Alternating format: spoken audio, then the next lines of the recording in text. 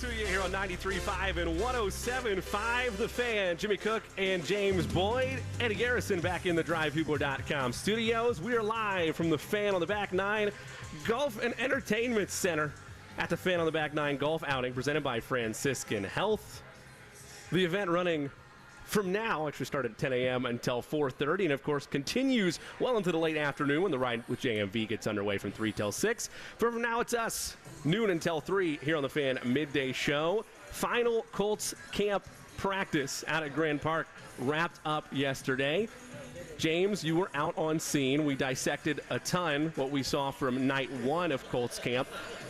We'll start there with night two, and a lot to get to today, including a pay raise amongst Big Ten coaches that happens to have a little local tie here as well, and of course a couple of other topics on what we're looking for towards Saturday's preseason game, the lone home preseason game for the Colts. But we begin with night two of joint practices. James, you were out there. What were your first observations, starting with the main storyline, your main storyline from now until his Colts career closes, which we hope is a very long time from now? That is Anthony Richardson. What did you see from the young rookie in his second night of joint practices? Struggled on the second night. I believe a lot of that had to do with the offensive line kind of depleted a little bit. I believe Will Fries wasn't in there. Ryan Kelly wasn't in there, so they're playing some backups. So he was kind of under siege all night, 2 for 6 passing-wise in 11 on 11. But he also had 3 completions and 2 touchdowns called back in 11 on 11 because of an ineligible man downfield. Yep. And I always say illegal man downfield, but nevertheless, same thing. So there were definitely some bumps in the road yesterday. Wasn't as clean. And I think that he was also given, just different looks by the Bears defense. Again, they play a lot of that high cover 2. They're going to force you to throw it underneath. And when you're under siege and you're trying to make reads, it was a little bit more difficult for him yesterday. So not a bad day, not a great day, but just, in my opinion, another day he needed to grow. Now, obviously, you want him to be behind a better offensive line in a real game because all those sacks and things like that will be real hits. So that was a bit concerning, but not too much for me to be like, all right, throw the white flag or something like that and throw a truce. But we'll see how it goes. I don't know how much he'll play in the preseason game because Shane Steichen wasn't available last night to talk to him. He wasn't available last night either. So we'll see. But the Bears starters are barely going to play at all. I know Justin Fields isn't playing. So I'll be all Colts angle, I guess, for our purposes. We talk about in the debate of whether you start in week 1 or not, when that was ongoing, that it's all a philosophical choice based on your head coach, based on your offense coordinator, based on a lot of different factors. And it's very similar in terms of how coaches view things philosophically with the preseason games. Yeah. Because some coaches take, Andy Reid, for example, his starters are going to play game 2 of the preseason. He views that as a little bit of a dress rehearsal. Some coaches, and rightfully so, when you look at the Bears and Justin Fields, is there really a need to put him out there? Some coaches would say, yes, we want to get game reps and just get him reacclimated to the scene. Some would say, no, he's a multi-year quarterback at this point. Why risk him getting injured? I would argue at this point, from my vantage, not with Justin Fields, but with Anthony Richardson, I need to see him out there for some amount of time because this is all a repetition battle right now. That's what it's been from the moment that he got named the starter earlier this week. Doesn't have to be the whole game, but if it was another quarter, I would like to see him out there and continue to have things to observe, and more importantly, more tape for him to grow from. Absolutely. I think that he has to play. That's just what it is. I mean, you want to get as many reps that don't count, quote-unquote, before you go into a real game when it does count. Now, you have to play them a lot through the season anyway, so I figure you find that balance between risk versus reward, which is, like you said, I believe about a quarter. Get him out there, make him see, I guess, more live defense, live hits, see how he adjusts to those things, and also see how he takes care of the ball. Now, he had an errant throw in the preseason opener, had another errant throw in the first of the joint practices where it was like, what happened, miscommunication. So you want to see if those types of things are going to get cleaned up. And again, you got to be more cognizant of the fact that they're going to be vanilla. They're not going to have, their great defensive looks out there. But for him, I think any look is great because it's still an NFL look that he probably hasn't seen. And I would imagine that it's still more advanced than what you see in the SEC. No Shaq Leonard last night at practice, and as you mentioned, the caveat is no Shane Steichen availability yesterday, so not a ton of clarity there after it looked like Leonard had been roughed up a little bit in night 1 of practices, but again, it didn't seem like it was anything super out of the ordinary.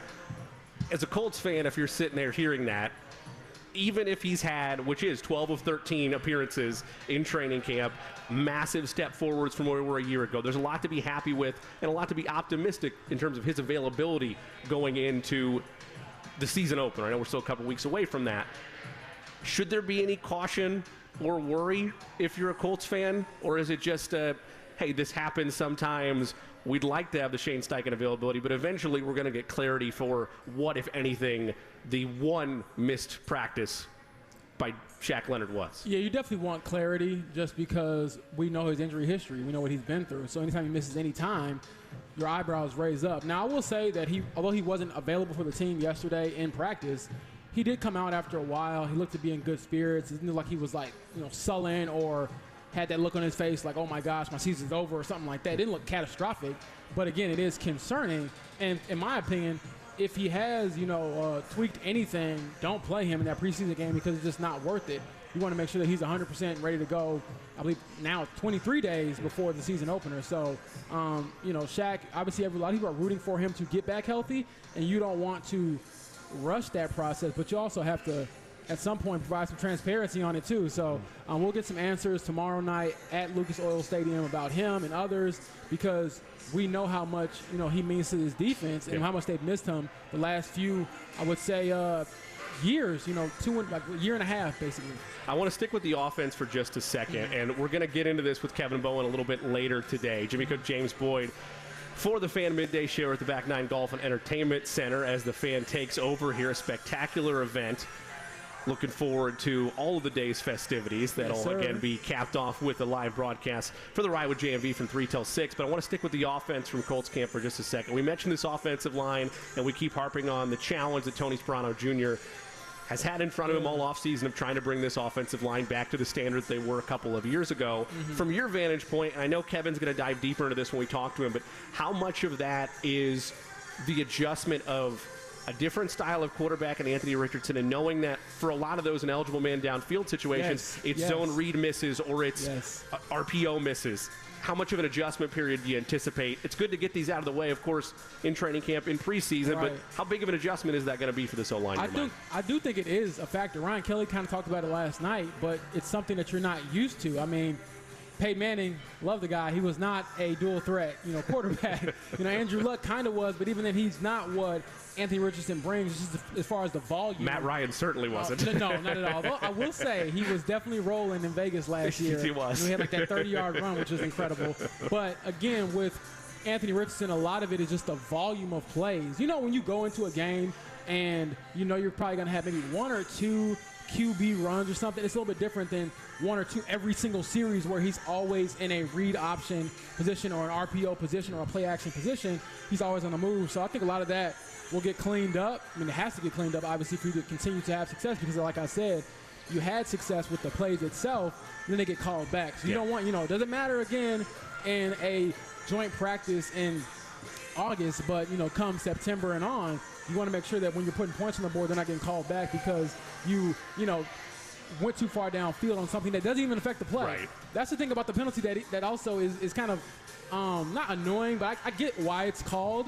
But for some of those ineligible man downfield, it doesn't affect the play at all. It's just you being smart enough and aware enough to stay behind whatever line you're on. It's like being offsides in soccer. So it's exactly like that, and it's so maddening, particularly if you're a fan and you see a big play occur like that, and an offensive lineman who, like you mentioned, is nowhere near the action that's going on, gets an ineligible man downfield and it gets called back. And that really is, though, over the last couple of years, as you've seen, really 5 or 6 years, as you've seen more RPO concepts be utilized by teams and it kind of be adopted as a base package at times, depending on the situation for teams around the league.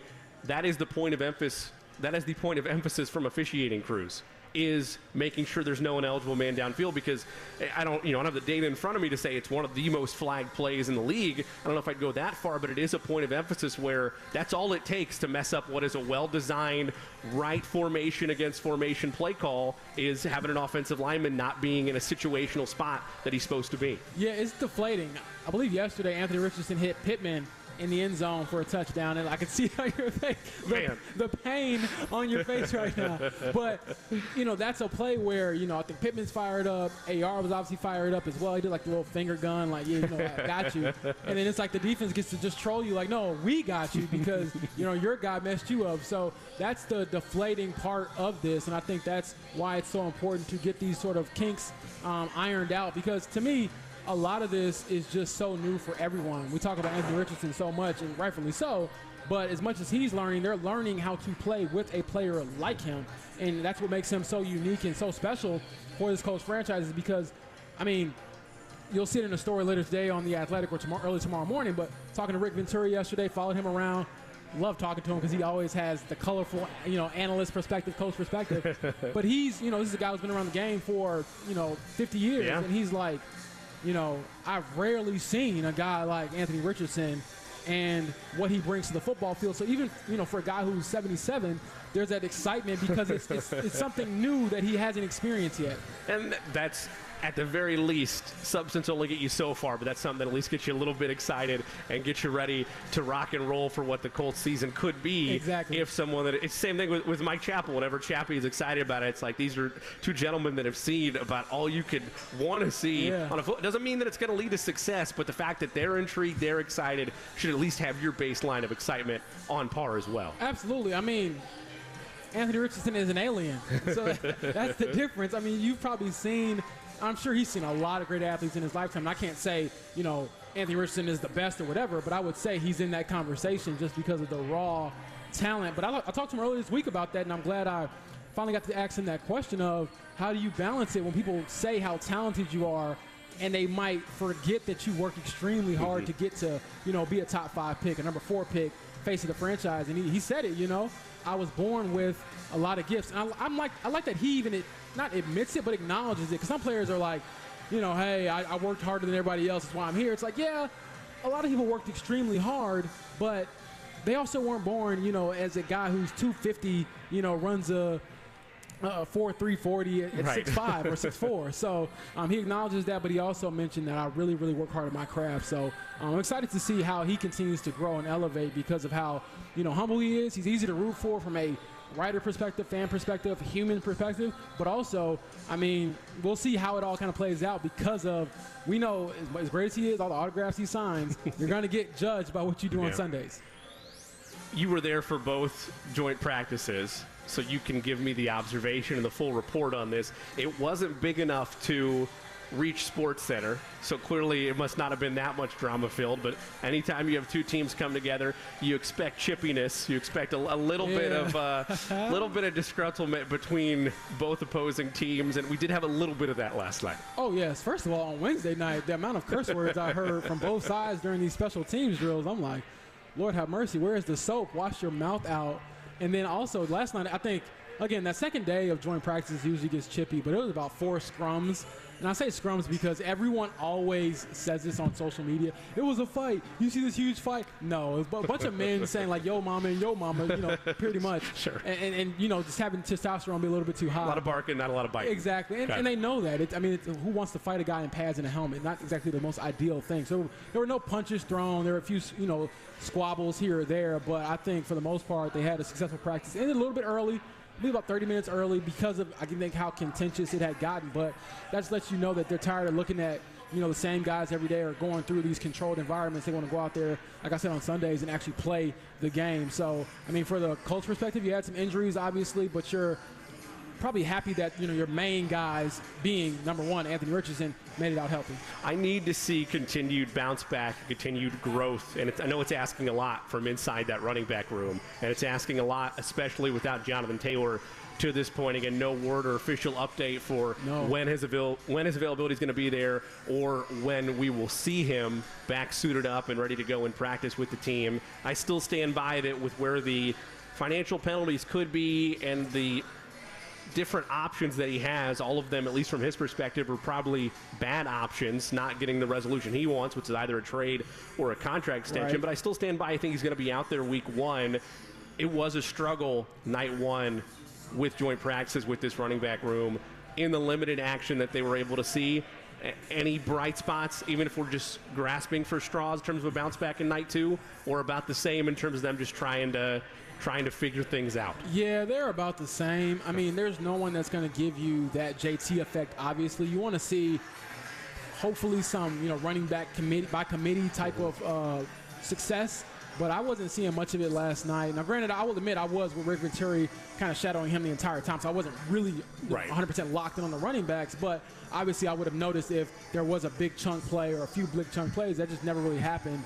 And I do think that that's something that we're kind of, alluding to, but it's going to get pushed more to the forefront when we get to the regular season. If JT isn't available, I mean, how much harder does that make the life of the rookie quarterback? And again, Ashton Doolin went down with a torn ACL, so he's out for the season. Now, he's not a wide receiver 1, but he is a guy who's going to hopefully or potentially make life easier in Anthony Richardson. He goes down, so you don't want to see anyone who could be out there not be there and make life harder on, the guy who's trying to shoulder everything already. Now, the way he acts, I guess he's built for it. I don't think he feels pressure, and if he does, he's very good at hiding it. And I'll say this, he probably feels it, but, man, the way he expresses it, he's just as cool as it can be. And I'm curious to see if that coolness, that confidence remains when he inevitably has, like, that 2-interception, quarter or whatever, or 3-interception game because of how hard the NFL is.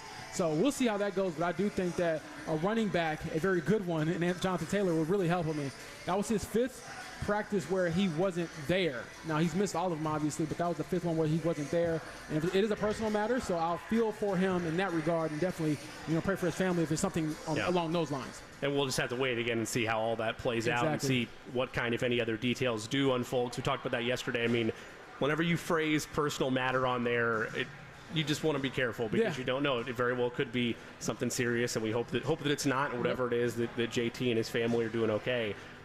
Another area that we haven't talked about yet, and it's especially important with the news that Justin Fields will not participate in Saturday's preseason game. He will be unavailable for that matchup. Not going to get the start. Already ducking Anthony Richardson. Exactly. He doesn't want to tail the tape setup to be ready to go this weekend.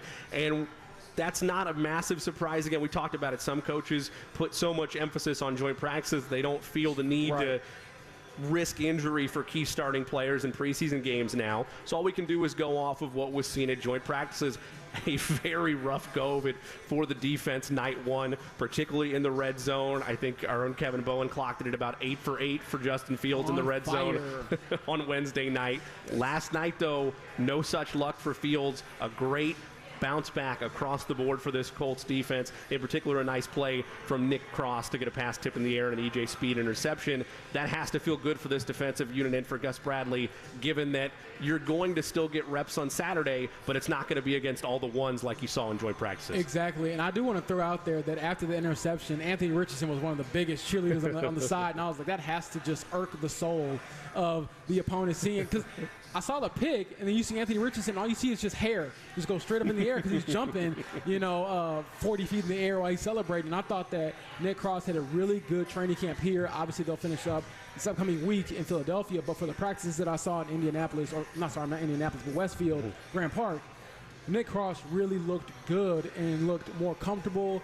He's, learning to be more vocal, and I thought that he made a lot of plays on the ball and made life harder on Justin Fields. And I think even when we talked about the quarterbacks, Justin Fields is still on this journey too. And I look at it like, Jalen Hurts, Justin Fields, Anthony Richardson, they're all kind of 3 in that same little role. And for Jalen Hurts is like best case scenario. Justin Fields is like, we don't know yet, kind of on that path, and then Anthony Richardson starting out. So for Justin, he's still learning too. And I think when Anthony looks at this tape, or at least looks at some of those plays, maybe he's in his own mind like, I can't hold the ball as long as he did and things like that. Because Justin Fields was good when he just, made a decision and threw it, but when he had to hold it, that's when, some of the tips and chaos sort of happened. But again, E.J. Speed didn't want to hear any of that. He was enjoying himself, and he should. He is one guy that if you make a mistake, he will definitely make you hear for it. So that was exciting to see, and again, a more positive, outcome from that practice rather than like the 4, scrums and potential fights, because everyone kept trying to break stuff up. And I'm like, is this football or boxing? What are we doing here? And it's so critical, particularly in the very back end of the secondary when you look at these safeties, like how inexperienced the cornerback room is going to be this year, you need to have some type of reliability on your very last line of defense. And I know that's going to vary schematically at times or by formation at times of how much pressure is really going to be on these corners, but to be able to have any type of reassurance within the back end of the secondary that they're going to have you, and it's all communication. There's going to be blown plays if you're in man-man action, and this cornerback room does falter, but any little, no matter how minute it might feel, but any little bump forward for this secondary is going to pay huge dividends in terms of not just from an overall confidence standpoint, but where you are going into the final 2 preseason games as well as week 1. Absolutely. That secondary is going to get tested. So if you can shore up the back end at that safety spot with a Nick Cross, with the Julian Blackman, with a Rodney Thomas, I think that gives you a lot more confidence going into the season, because we know that the cornerbacks are going to be tested, and as confident as those guys are, and the joke is that every cornerback ever thinks they're the best cornerback ever, they still haven't played, and I think they're going to get humbled really fast, because even if they, look, best case scenario, you know, DJ Baker, Dallas Flowers, you know, Juju Brents, Darius Rush, 2 of those 4 really come on. They're like, man, these are legit starters. That's a best case scenario, but they're still, I think, going to learn a lot more by experience rather than what their raw ability, you know, says they can do. So there's going to be, I think, some very humbling moments throughout the season, because they haven't seen a lot. And even for the guys who are second-year players, they're undrafted, they have barely played, they don't have many reps. Right. So we'll see how it goes. But I do think that DJ Baker had a really, really good camp here. And I think he's forcing them to maybe think, okay, I know we drafted Juju Brents in the 2nd round. I know we drafted other players this season. We want our rookies to play. But this guy isn't just conceding anything. So I think that of all the cornerbacks outside of Kenny Moore, he probably had the best camp for the outside cornerbacks. Well, and if nothing else from training camp, you want to have good competition that's going to lead to growth and adversity internally, especially for the rookies, because, yes, it can be easy just to, I don't want to say hand something to them, because you're still earning a spot, particularly if you're going to be taken as high in the draft as Juju Brents was. But, yes, you want to be able to have as much internal adversity within that position group that ultimately leads to constructive development by the time you get to week 1. And in fairness to Juju Brents, he had missed a ton of time. Yes. He's only been back like a week and a half or something like that. That can't be overstated enough. Exactly. Yeah. So when I was watching the reps, you know, yesterday, especially with Rick Venturi kind of in my ear, he was like a step slow on a couple plays. And speed, like, isn't his calling card. It's like the length and the speed and stuff like that. You know, it's not like he's going to be a 4-3, you know, 4-4 type of guy at that size. However, I think that, again, if he gets more and more reps, he will get more comfortable, because, I mean, love the guy. I think that he's a really good person. But when these players, especially rookies, tell you, well, I was out, you know, I got these mental reps, and, you know, those were just as good, I don't want to hear that. I mentally think that I'm, you know, LeBron James on the basketball court. It has not happened. Yeah. You know, I found that out quickly when Anthony Richardson went sky high, you know, during my YMCA basketball session, and I could not jump with him. So, again, you can think a lot of these things. You can really pay attention, but I still think that you need those reps. And as he gets more, he'll get better. So I know there's some fans who are like, man, we're not hearing his name enough. It's because he hasn't played enough to really feel comfortable, I don't think. The YMCA pickup game feels like it was a lifetime ago. It does, doesn't it? It really does. We got a great show for you this afternoon. The Fan hits the road here in the Back Nine Golf and Entertainment Center. Coming up next, Greg Rakestraw is going to join us a little bit later in the show, top of the hour. In fact, Kevin Bowen will be with us. Courtney Cronin, top of the 2 o'clock hour. Colts, Bears, all throughout the day today from Back Nine Golf and Entertainment Center as we get you set on the countdown to preseason game number 2 and the lone home preseason game for Indianapolis Colts. They welcome in the Chicago Bears. Greg Rakestraw, Colts Radio Network, joins us next on The Fan.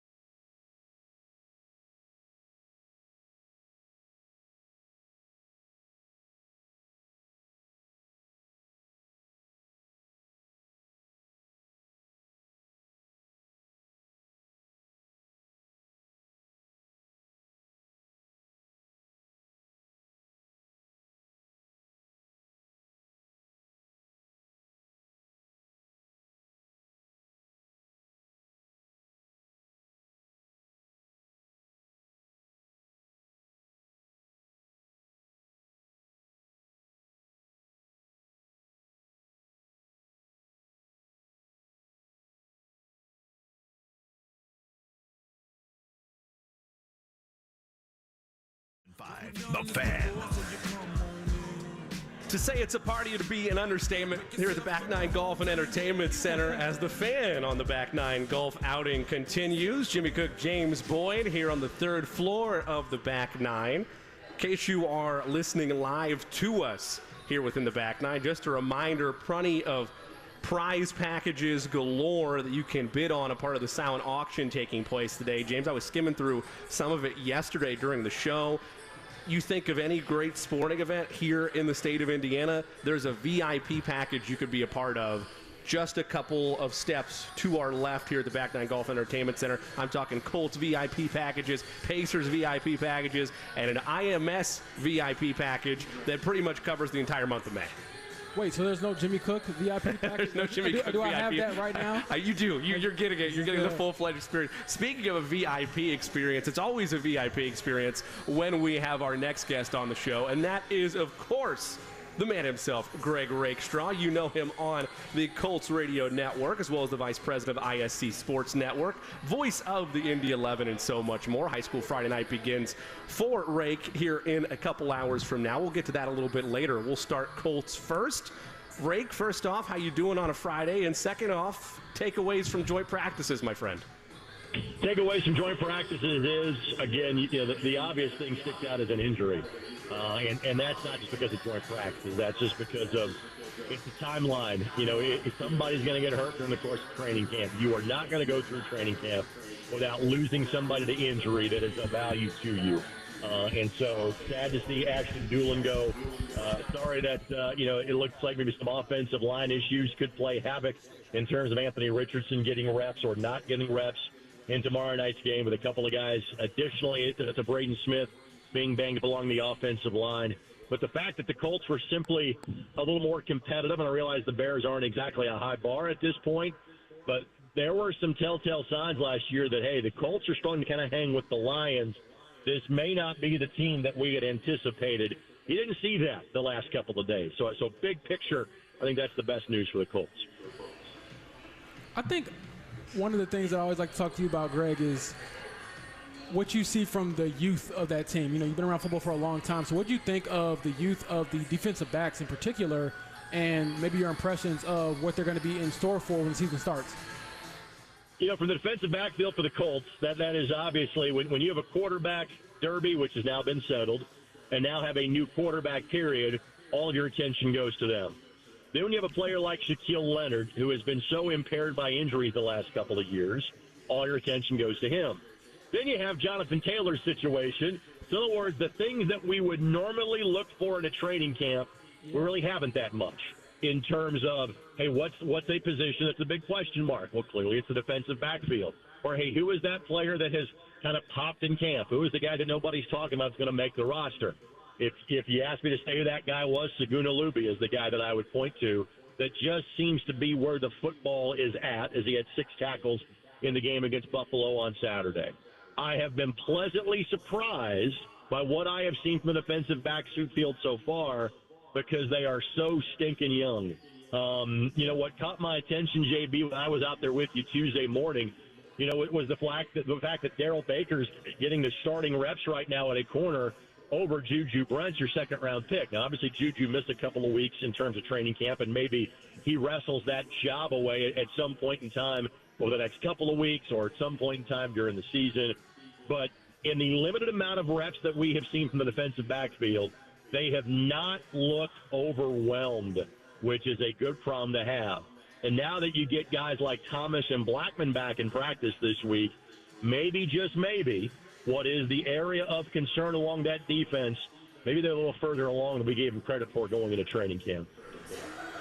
He's Greg Rakestraw with us here on the Fan Midday Show. Greg, it's so tough to figure out what's fair based on sample size evaluation in today's training camp / preseason outlook because of the lack of the extra preseason game and also coaches having different emphasis on what matters more to them, joint practices or these preseason games. Specifically with the offensive line, how would you say the best takeaway should be from their performance through all of the time that we saw of them, not just in joint practices, but how they grow and how you saw Tony Sperano's hands-on approach with this throughout training camp? Well, the proof's going to be in the pudding. It's going to be September 10th and 17th and 24th, et cetera. The biggest thing this group had going for them over the first, say, 2.5, 3 weeks of camp was the fact that it was the same 5 guys. That it was Ryman and Nelson and Kelly and Fries and Smith. Obviously, that's been affected, over the course of the last week and a half, 2 weeks or so. I don't think there's things that are long-term of that group that you're kind of concerned with at this point. And there generally has been a consensus that, hey, the offensive line played better towards the back half of the season than they did in the front half of the season. I don't think it was good enough at any point in time last year. But there is something to be said of consistency and continuity. So there are things you can point to, like, did the Colts run the ball well against the Bills last Saturday? Not much. Are you really going to learn about how well they ran the ball and watch them play the Bears in joint practices? Maybe more than a regular practice, but still not much. It's simply put going to be one of those things that we will figure out on the fly coming up on Sunday afternoon, September the 10th. That's when we will legitimately have an answer. Is this offensive line closer to what they were in 2019, 2020, or are they the group that was severely overrated and very much underperforming for much of the 2022 season? Rake, what's been your impression of Josh Downs? I believe he's actually been one of the topics with this team that you haven't, had to be concerned about because of how good he's looked. And although he might be not that tall in stature, the guy just seems to make plays. So what do you think of his, first impressions of him, also in his fit with Anthony Richardson? I'm curious to see kind of how he and McKenzie split reps. Because obviously the base formation largely for the Colts has been, and it's most teams in the National Football League these days, 3 wide, 1 tight, 1 back. And obviously you've got a running threat now in the quarterback, in Anthony Richardson. And so I almost kind of think that you're going to see almost a job share between, McKenzie and Downs. So, what sort of impact does Downs have? Because I like what McKenzie has done so far in terms of training camp. And honestly, as JB, as you well know, the ones have been pretty much every time, Michael Pittman Jr., Alec Pierce, Isaiah McKenzie, and Downs will come in and spell him for a few series. So I like what I have seen from Downs so far. He's going to get some reps. He may end up being the primary punt returner, maybe even kick returner for this team. So I'm not sure you want to put Dallas Flowers back there as a starting cornerback. So Downs may have to make more of an impact as a return man early. I think he is going to be a every few series type of player at the start because of what we've seen from Isaiah McKenzie so far. Absolutely. I thought Isaiah McKenzie had one heck of a play with the juke and got pretty open down the field during one of those joint practices, and I was like, that was a play of the day.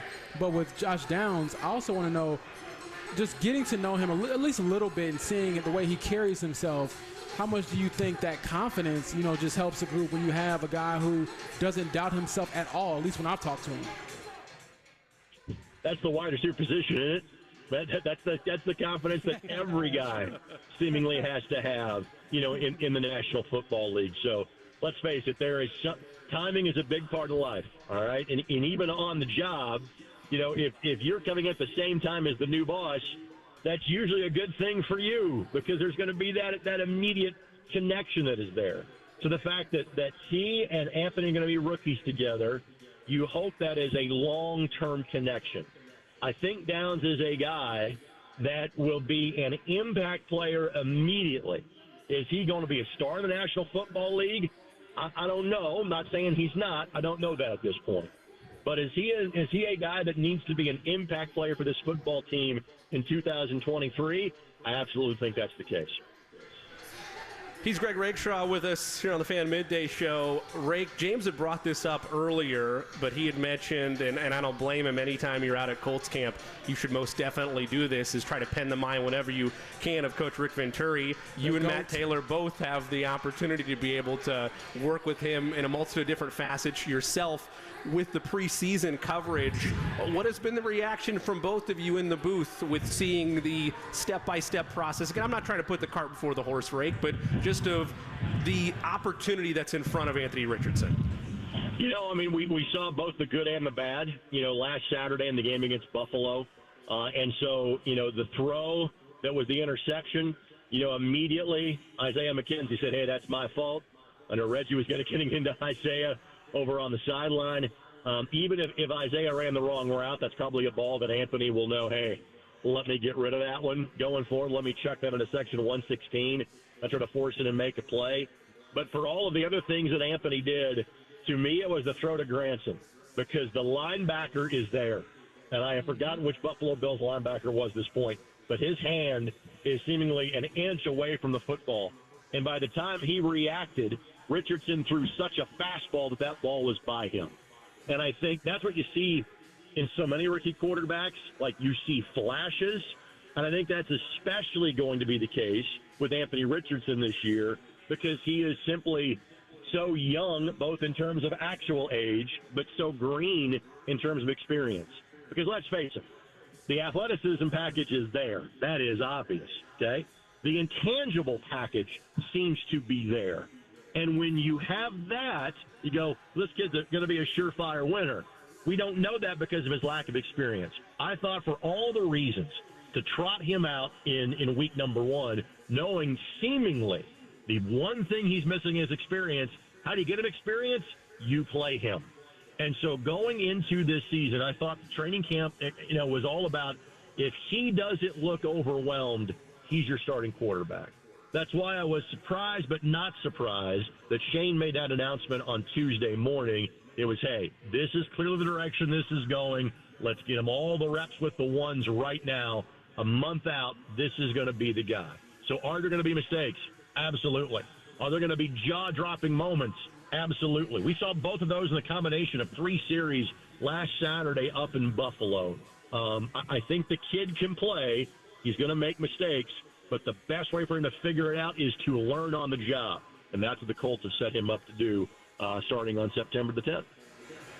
To your point, I do think that Anthony Richardson has shown a lot of really good decision-making. Unlike a lot of young quarterbacks, he usually gets to that second read. He's not, panicking where he's just like first read, throw it. But, to talk about another quarterback in that room who obviously wants to be the starter, worked hard to be the starter, but isn't the starter, Gardner Minshew. Rick, what do you think of the way he's carried himself and maybe just the professionalism and really the support, the outward support of being Anthony's backup that Gardner has shown that other, backups might not show to their counterparts in the league? Well, you said the key word, and I will shorten it to 3 letters. He's been a pro. And just kind of a habit of mine, there's always a quote or an action or a statement that I try to attribute to, like so many people I work with. One of my former colleagues at Emmis, the thing that always stuck with me, like the ultimate compliment somebody could pay you, is that, thanks for being a pro. You're a pro. And that is exactly what Gardner Minshew is. He gets kind of where he is, and when he is signed, even before the draft, he knows at 4 the Colts are drafting a quarterback. We weren't exactly sure which one they were going to take, but he knew that his responsibility was to be ready if at the beginning of the year, if the new guy wasn't ready to go. And so I'm sure he can see himself in the first 2 weeks of training camp. This is going well for Richardson. That means it's not going well for my chances of starting. So what is the team paying me to do? The team is paying me to be a mentor. The team is paying me to be prepared. The team is paying for me to be a great teammate. And that is all of the things he has done to this point. He is exactly what the Colts needed to bring the young kid along. Rick, last thing before we let you go, it is finally back. Friday Night Lights across the state of Indiana. I know you're just as excited as James and I are. Where will the cavalcade of ISC hard workers be tonight? And also, what are you most looking forward to in the 2023 campaign of IHSAA high school football? Well, as far as ISC is concerned, our primary game is Fort Wayne Snyder at Warren Central. That's the game that I have tonight. Kickoff is a little bit later at 7:30. We'll do a half-hour pregame special at 7 on ISC and My Indy TV tonight. We've also got a crew at North Montgomery, North Putnam. We got a crew at Pendleton Heights in Lebanon. We got a crew at Speedway. Got a crew at Clinton Prairie. So we have, do the quick math, 4 different games covered by the ISC Cavalcade of Stars. throughout the course of the area tonight. So, that being said, I think the storylines are in 6A. Can Center Grove make it a four-peat? Only Warren Central has done that in terms of the largest classification. Back when that was 5A from 2003, 2006. Can Lutheran and Chittard locally kind of keep that going in terms of recent dominance for Lutheran, historical dominance of 3A as far as Chittard is concerned? The classes I think that are largely kind of open are kind of 2A and 5A at this point. But it's so early in the season. A lot of the storylines will start to play themselves out over the next 3, 4, 5 weeks, as it always goes very quickly from week 1 to week 9, and then tournament time in Indiana coming up in late October. Well, Ray, thanks for taking the time to talk to us. We'll catch up with you next time. And just for me personally, man, have fun. Congrats on starting up another high school season. As I tell you all the time, high school football, high school sports in Indiana changed my life. So I'm a little bit jealous that I'm not out there anymore with you or running into you, but have fun, my friend. Thanks, buddy. How you guys swinging the back nine today? You guys like taking turns hitting clubs in between breaks and stuff like that? Well, James already had a trial op earlier this week, and he was not proud of himself, and I told him mine's not much better. So we've been just hanging out back and being observers, right? People watching. As someone that has been to back nine a couple of times, as long as you don't hit the horse barn to the right, you're okay. Just try not to hit the horses. You'll be fine. Okay, good advice to live by. I appreciate that, Ray. See you guys. That is Greg Rakestraw. You know him well on the Colts Radio Network here on 93.5, 107.5. The Fan, of course, one of the many Colts Radio Network affiliates. Post-game action there. Vice President of the ISC Sports Network, voice of the Indy 11, and a proud member of the IHSAA Champions Network. A lot to unpack there. I don't want to do so, but we'll do it when we return. Quick break for us here. It's the Fan Midday Show. Action continues here. What a lovely venue, the Back Nine Golf and Entertainment Center. The party is in full effect. We'll talk a little bit more Colts when we come back. It's almost time, Westfield and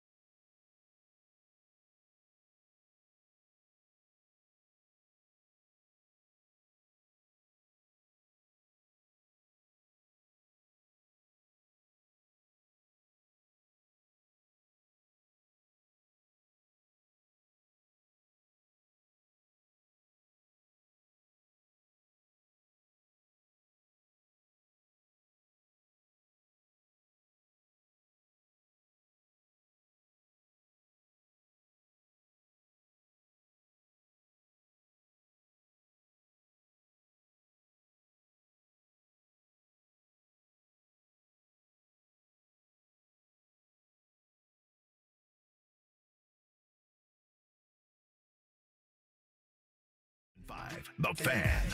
It's a full slate of action all weekend long here on The Fan, and the marquee item, of course, is Colts-Bears on Saturday. Another key element to that is back. You'll have your Colts pregame huddle from 4 to 6, countdown to kickoff 6 to 7. Of course, Colts-Bears getting started at 7, but another return item, a fan favorite, glad to have it back. It's the Colts fifth quarter huddle. 11 p.m. to midnight, 12 a.m. to 1 a.m. It'll be there in full swing. And then, of course, once we get closer and closer to the real matchups, week one, couple weeks down the road, it's the full slate, ready to go, ready to get excited. And you will finally be getting the opportunity to travel once again. It won't be like you. Where were you set up for the Bills game? You just chilling at home? Did you go out amongst the masses in the city? Where were you for that? No, I was on my couch. I was watching it on YouTube TV. The convenience of being at home is I got to rewind every single play I want to see again and fast forward through the commercial breaks and all that jazz. But it was weird because I'm like, man, I'm used to being there, going to the locker room, and quite honestly, I feel like I don't want to miss any opportunity to talk to Anthony Richardson throughout his maturation process, because it is pretty cool to see something from the start, and then obviously if I'm here for a while, he's here for a while, see it kind of unfold together. We're not going to get it overnight, but the main bright spot that I had from night one of Colts joint practice, Jimmy Cook, James Boyd, here from the Back Nine Golf and Entertainment Center as the Fan on the Back Nine party continues, was that with Anthony Richardson, there were a lot of mixed bag reactions, rightfully so, to how he looked against the Bills in the opener. But some of it can be justified. Well, he's a rookie. It's his first real NFL start. You can't be expecting him to move mountains right out of the gate. And even though it was situational, and some of it was perhaps on him and on the offensive line, night one at camp, and I know we'll dive into this a little bit at 1:30, but it felt like even though it might have irked him because he wants to go to that big play, he was satisfied and did it efficiently with going to checkdowns, with playing more safer pass options when it was presented to him from the Bears defense. That's my takeaway from that night. I do know that he had a very errant throw in 7-on-7, and actually his 7-on-7 was rougher than his 11-on-11, which has kind of become, I don't want to say it's a theme, but I almost feel like he's better when he's just playing regular football, if that makes sense. Okay. Because in 7-on-7, the pressure isn't there, so maybe his clock isn't fast enough, per se. So I think that he's actually better when he's in just a regular football setting, and it showed. After the errant throw in 7-on-7, I believe it was a misread on his part, because the way that the play kind of unfolded, it looked like Josh Downs kind of had like an option route, either go deep or cut it off. And with the Bears playing that too high, safety look, he cut it off across the middle of the field, and I think Richardson thought he was going to keep running, and he just threw it, and you're like, what the heck? And so it was the easiest pick of the day for Eddie Jackson.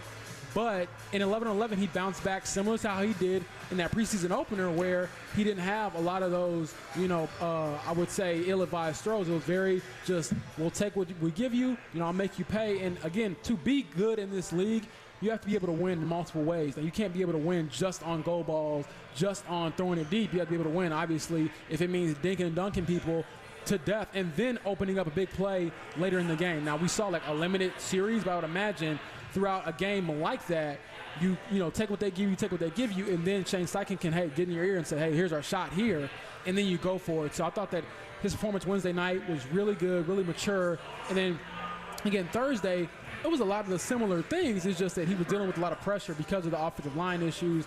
And I believe, again, just not having that good run balance that you need to keep the defense honest. There are few that are as in tuned as the gentleman to my right, James Boyd of The Athletic. And by the way, if you're not subscribed, you should get his coverage all Colts season long. Subscribe to The Athletic today. But if I was to put one right there with him, it'd be our next guest. The Fan Zone, Kevin Bowen, joins us live here from the Back Nine Golf and Entertainment Center on the Fan Midday Show.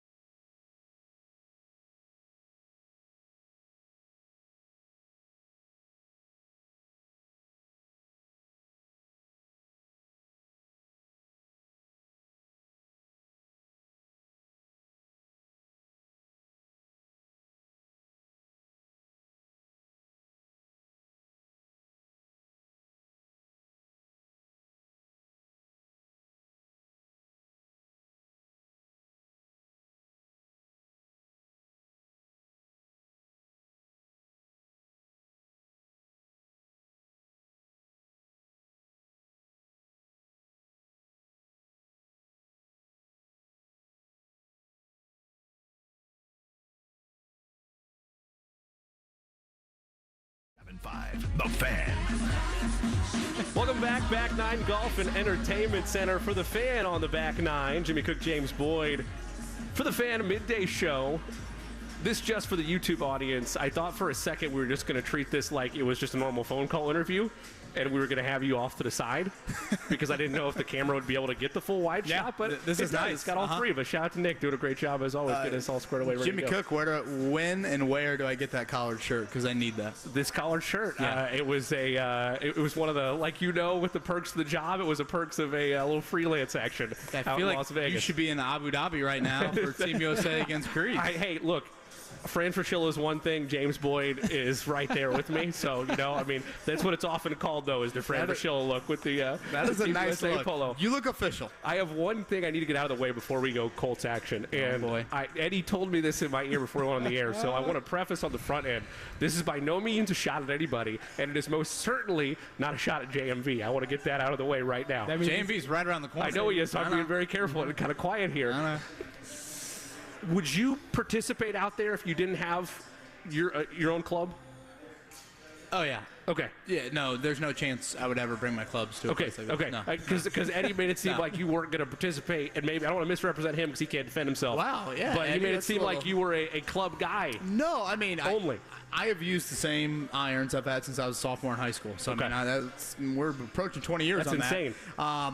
But when you come to a place like this, you got to use their own clubs. I mean, let's be real here. This isn't, the golf balls are not real golf. Sure, It's just half of what's inside there is just a tracker to be able to. See, So, I thought your competitive nature in you would bring your own driver in order to win the longest drive competition there. And that I'm down for. Like, if that's what competitive that's what nature JMV's bringing out there. is always through the roof. Kyle Knezovich, who obviously used to be in this noon to 3 role, him and I did a little long drive, but I happily used the equipment here at the Back Nine, and the driver worked very well for me. So I have zero complaints. And, yeah. In the form of a W? W, yeah. Okay. Everything going to charity, of course. Sure. But yeah. Kyle was chirping. We just had to make sure to put him in place. Yeah, talk that talk, KB. And James, I feel like I've got a little Colts Bears still left in me from last night. Where would you rank those practice skirmishes? James, you said there was a clear line between what's actually a brawl or versus what last night was. Yeah. What you called in your story? I called it like scuffles, chippiness. Yeah, I call it scuffles and, furniture moving, those types of things. Nothing actually, it's yo mama versus yo mama, basically. It was just a bunch of testosterone. I said a lot of barking, not a lot of biting. A lot of barking, and then the bouncers come in the middle, and then everybody's good. And basically, it's assistant coaches. Yeah, I mean, the Cleveland Brown joint practices from a few years ago, Freddie Kitchens was their head coach at the time, and he, openly talked about, no, I want my guys to fight. And it was like, dude, I mean, it's just not productive. I mean, James saw it last night. It delays practice by about 2 or 3 minutes every time you have one of those. Yep. So that adds up when you have a handful of them, which the Colts and Bears did have last night. So, yeah, I would say in the half dozen I've seen, not very high up on the list. But for the most part, I mean, you got 2 decent days of work in, and, obviously we'll see what happens tomorrow night. KB, what do you think of the way Anthony Richardson handled yesterday in particular, dealing with, an offensive line that isn't ideal? Obviously, they want their full starting offensive line by the start of the season, and also not having much of a run game for the second straight day. Yeah, to me, James, I might flip it and say, how does the offense handle Anthony Richardson? And by that, I mean this. We saw 3 completions for Richardson last night, all 3 called back due to ineligible men downfield, illegal men downfield, whatever the exact phrase is. And in a way, they've got to get used to the types of plays that Anthony Richardson's going to be running. And I think it's interesting because for guys like Ryan Kelly, Quentin Nelson, Braden Smith, they probably aren't used to this in the NFL, whereas some of these younger offensive linemen, that's kind of the new age of college football. I mean, it is a lot of the RPO, a lot of the zone read stuff. So I'll be curious. I know Shane Steichen was upset with the officiating a little bit, but, that is something to continue to watch throughout the season of just and why I thought it was a good move what they did on Tuesday and saying, Richardson, go in there, and for the next month, he'll get all the starting reps because his playbook is different than Minshew's playbook. Oh, absolutely. And so this offense, I think, has got to get used to, again, blocking for him. See, Patrick, blocking for him, those sorts of system type fundamentals, if you will, because it is such a different look than what it is for Gardner Minshew. But I guess talking specifically with Richardson, I thought for the most part he did a nice job protecting the football the 2 nights. I know he had a fumble and a scramble last night, but I didn't think he threw a lot of balls, 11 on 11 that could have been picked off. 7-on-7, he had a couple of those, but it was a kind of a typical Eberflus defense, from most part keeping everything in front of you. I thought Richardson just did a decent, kind of check down couple of nights of work. Do you think he's more comfortable in 11-on-11? Because it feels like that to me. I feel like he just plays, when he plays normal football, he looks so different to me. I know people got on Holder the other night like, oh my gosh, your tweet, whatever. But he did not look good in 7-on-7, and then 11-on-11 happens. It's like, oh, like real football, he looks pretty good. Yeah, it's funny you say that. I always go back to draft night, James, when Chris Ballard and Shane Steichen walked in the room to chat with us after the pick. And if you go back and probably look at the transcript from that, they very rarely mentioned like what happened at the combine. The word they used most often that night was poise. And I feel like when he gets in those 11-on-11 settings, I've said this to Jimmy before, what is so impressive to me about Patrick Mahomes, the arm speaks for itself, but those eyes, they never drop. Like, whenever there's pressure in front of Patrick Mahomes, the eyes stay downfield. He continues to make that play. I think so many guys, particularly rookies, they kind of freeze up in those moments, or, he relies on his legs just to take off. And, again, I don't think Anthony does that. So it is an interesting point that you bring up, James, because it does seem like – that's why I don't like to mention 7-on-7 a whole lot when I'm talking about practice, because, again, it's not real football. And then, again, I think the next part of that is just taking off the red jersey. And that's why I would like to see him play tomorrow. I mean, I know we didn't get clarification on that, but I don't think this is normal NFL precedent. Normal NFL precedent says if you just have joint practices and the other team is not playing their starters, you don't play your starters. I don't think the Colts can fall into that boat. I think they've got to make decisions for themselves, and I would like to see Richardson out there for a couple series. There's been a couple stories on The Athletic the last couple of weeks looking for different angles to write about on training camp. And one of the key storylines I've seen from a lot of the contenders, one from Kansas City, of course, I know, shocking that I would go that way, but is the physical demands of training camp and how they vary from coach to coach. Kind of a two-part question. You might not be able to answer the first one.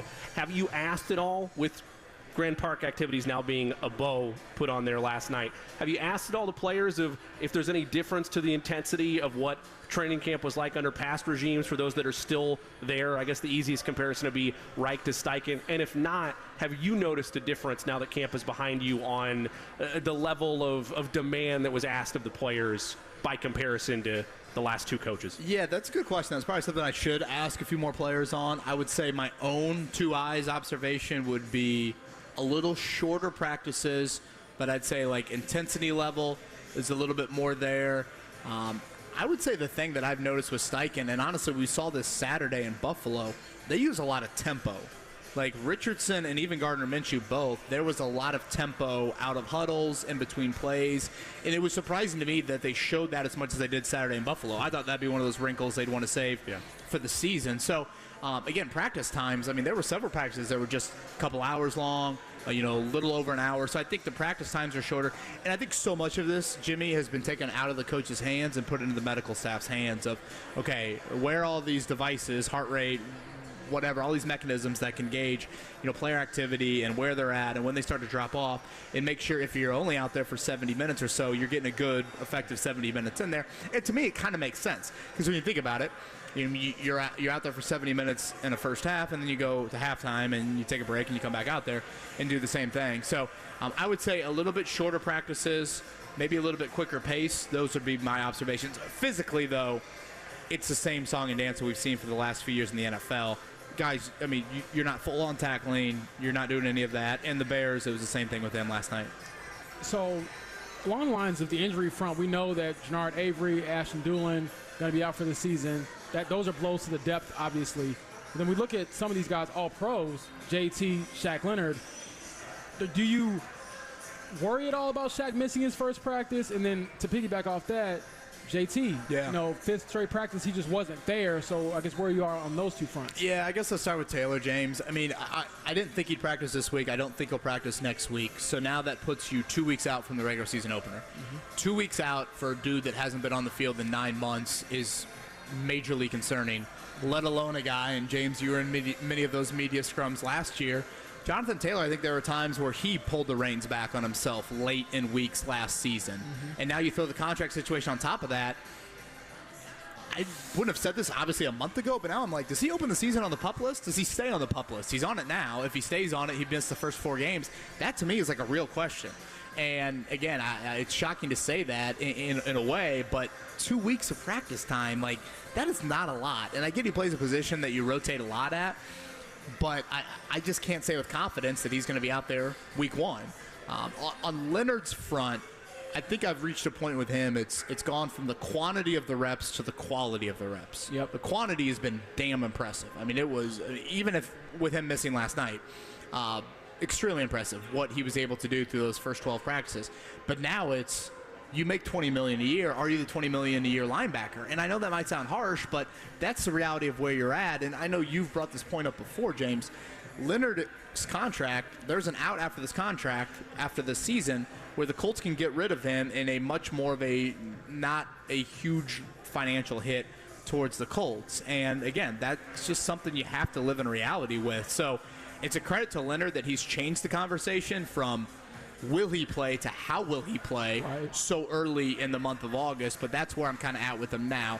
And again, I don't think I've seen All-Pro yet, which, again, that's probably unfair to expect that. But I think that is now something to watch. Obviously, we don't watch camp practices anymore, but I think that's something to keep an eye on the rest of this month and then when the season starts. Walk the listeners through Kevin Bowen with us, of course, the fans' very own. You can follow him on Twitter at KBowen1070. Of course, our Colts insider on 1075thefan.com. I guess I can say it now. Formerly of Kevin and Query, and then the debut of the wake-up call with KB and Andy getting going on Monday. We'll get into that. I want to save time at the end of the interview to get more thoughts from you on the debut of that new show and the end of an era with you and Jake. But when you are sitting here looking at the Jonathan Taylor situation, and that has come into my mind, the PUP list, and if he's going to be on that to start the year, for the listeners that are following this, maybe more on there's so much news going on with JT, how do I digest it all? How much of the decision of if he starts the season on the PUP or not is Jonathan Taylor, and how much of it is Colts team doctors saying, no, he's clear, he can be out there, there's no reason for him to be on the PUP anymore? Yeah, because it's a gray area of gamesmanship that could start to arrive with how this contract dispute is played out. Yeah, Jimmy, it's a great question. It's a sad question that it's worthy of being asked, and it shows you how fractured this relationship is, that question deserves to be asked. For one, let's start with the third quarter tomorrow night. When Jim Irsay gets in that booth with Greg Rakestraw and Rick Venturi, that's when we could get our next Taylor update. So I think we all kind of alert to that. We'll see what the update looks like.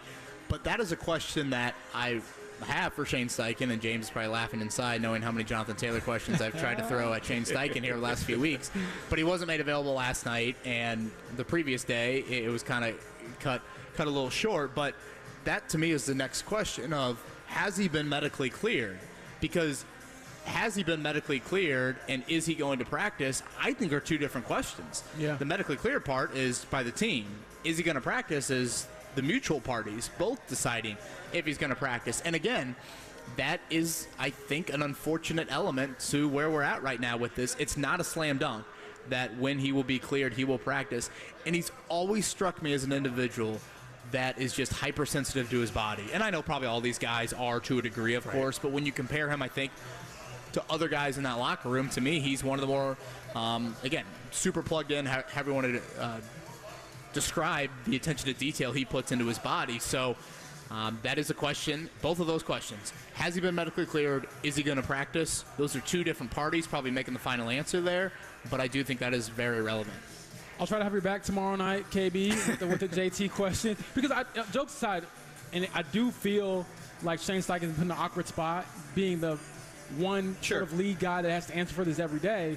However, you get paid a lot of money to answer these questions. It is what it is. So you have to answer it at some point. And with each day that passes, I just feel like the rubber's going to meet the road at some point. And if your best player isn't around for whatever reason, you have to address it more than, whenever he's available. That's why when we were talking last week about, he said he's going to be back, I was like, okay, that's not a story. And then he wasn't back. You know what I mean? So we just story is come off the PUP list. Taylor talks. Exactly. Irsay adds more info. Ballard adds more info. However you want to describe it. But I know it doesn't make for great radio, but I've been trying to map out a calendar for our listeners here over the last couple weeks. Again, he did not practice this week. Next week, I do not expect him to go to Philadelphia and practice. They only have one practice next week. Right. Tuesday's it. Right. They get on a plane Monday. They play a preseason game on Thursday. They have the joint practice Tuesday. It makes no sense to throw him into the first practice when it's uncontrolled against another team. Yeah. So, again. And that team. Yeah, sure. So now you're looking at a week from tomorrow. I mean, you're looking at Saturday, whatever that is, the 25th, 26th, where he could possibly make his first practice. And that is 2 weeks out from the season opener. And for a guy, any guy, I'm not just saying Taylor, but I think Taylor's more than another guy. For any guy that's missed 10 months of action and he's dealt with clearly a nagging injury, I would say 2 weeks to make up for 10 months. That's not a slam dunk of him playing week 1. No, and if that were to happen, then we know that all of this isn't really related to the ankle. I mean, if that were to happen, if he were to come back, like, hadn't practiced 2 weeks and you're good, I mean, what do we make of that? So I'm not going to speculate about it, but I do think that's the elephant in the room. But to focus on players who are on the field, KB, what do you think of the way Josh Downs has carried himself, what he brings to this offense? And I think you were there. He's like, I don't like to be covered. And I'm like, well, yeah, we can tell because you're always getting open. So what do you think of just his flavor he brings to this offense? Yeah, I mean, I'm a huge Notre Dame football fan, so I watched a little bit of Josh Downs' ACC North Carolina matchups, and, I mean, he was dynamic in college, and I think he's lived up to that here in the NFL. I think what you like about the pairing with him, probably two things. One, he complements the room. You know, I remember always saying this around draft time. I think wideout's a need, but I don't think it's the power forward wideout. I think it's the point guard wideout. They've got the power forwards. Pittman and Pierce are those guys. The point guard is Downs. The shifty, in and out of your break, 3rd and 4. I make one cut, and now I've created a little bit of separation, and boom, the window's there. The other thing that I think is advantageous about Downs, his strength, James, is where Anthony Richardson is not strong. It's in that shorter to intermediate throws. Now, Downs is not a big target in those areas, but he creates a big window because he gets open so often. Right. So that should be enticing to Richardson, and obviously we know their relationship clearly seems to be pretty strong considering their camp roommates and all of those things. So I've been impressed by him. I still think Isaiah McKenzie will have more of kind of that gadget role and will still play some slot snaps. But Downs is a guy that I think his skill set has been such a thorn in the side of the Colts over the years. They haven't really had that. So I think it's also kind of eye-opening to Colts fans to kind of see that and be like, man, this offense has been missing that for quite some time. The Fan Zone, Kevin Bowen with us here at the Back Nine Golf and Entertainment Center as the Fan on the Back Nine continues throughout the afternoon. KB, you had mentioned in your piece, and you've done a great job throughout training camp on 1075thefan.com with your notebooks, you had mentioned what the Bears are planning on doing with Justin Fields this weekend, and already having been announced that he is not going to be the starter. You had mentioned, again, this wasn't like a statement that you were saying this is what's going to happen, but you were speculating, well, you know, what's Shane Steichen going to wind up doing with his rookie quarterback? I know that you feel the same way as James and I do, but as long as he's able to be there, and it's still with some of the ones on the other side of the field, I would like to see him for, I don't know, a quarter? Yeah. Maybe? Yeah. At least to keep that trend going. I don't know about the third preseason game, but at least the second one, as long as there's ones on the other side of the field, I want to see AR. You know, maybe there's unwritten preseason rules where you don't play the starters, but you were a 4-win football team with a new head coach and a 13, starter guy at quarterback. Fields has every right to sit out. Yeah, I just don't think you're in a similar boat to other teams with how your operation has gone. Fields is in the same offense. And you can make the argument, whatever, Fields, it was a little dink and dunk, but last night he was, 8 for 8 in a red zone period. Anthony Richardson is not doing that. So that's why I think he should play. And there are just little, elements to playing the game that are different than, what he did in college. I made the analogy earlier today. We all watch college football. Well, watching college football and watching offenses right now in college football, you look over at a board on the sideline, you see SpongeBob, Beyonce, Biden, and a bag of Doritos, yes. And you're supposed to, decipher that. The next one's like, okay, you're Taylor Swift and Trump and, whatever. Like that's how offenses are run now, and that's how the quarterback and the other 10 guys on the field, that's how they learn what the play is. Right. Well, that's not the NFL. I think everybody's seen the clip now, or at least it's starting to go viral. Tua, at one of his press conferences with the Dolphins the other day, he read out loud what a play call was for him and the Dolphins, and he tried to have the media repeat the play call after he said it. And you know, it's very difficult to do that. That's real life. They highlighted that quarterback a ton, too, in the Netflix doc. They would have them go through that in a whole section. You should have asked me. I'm built different.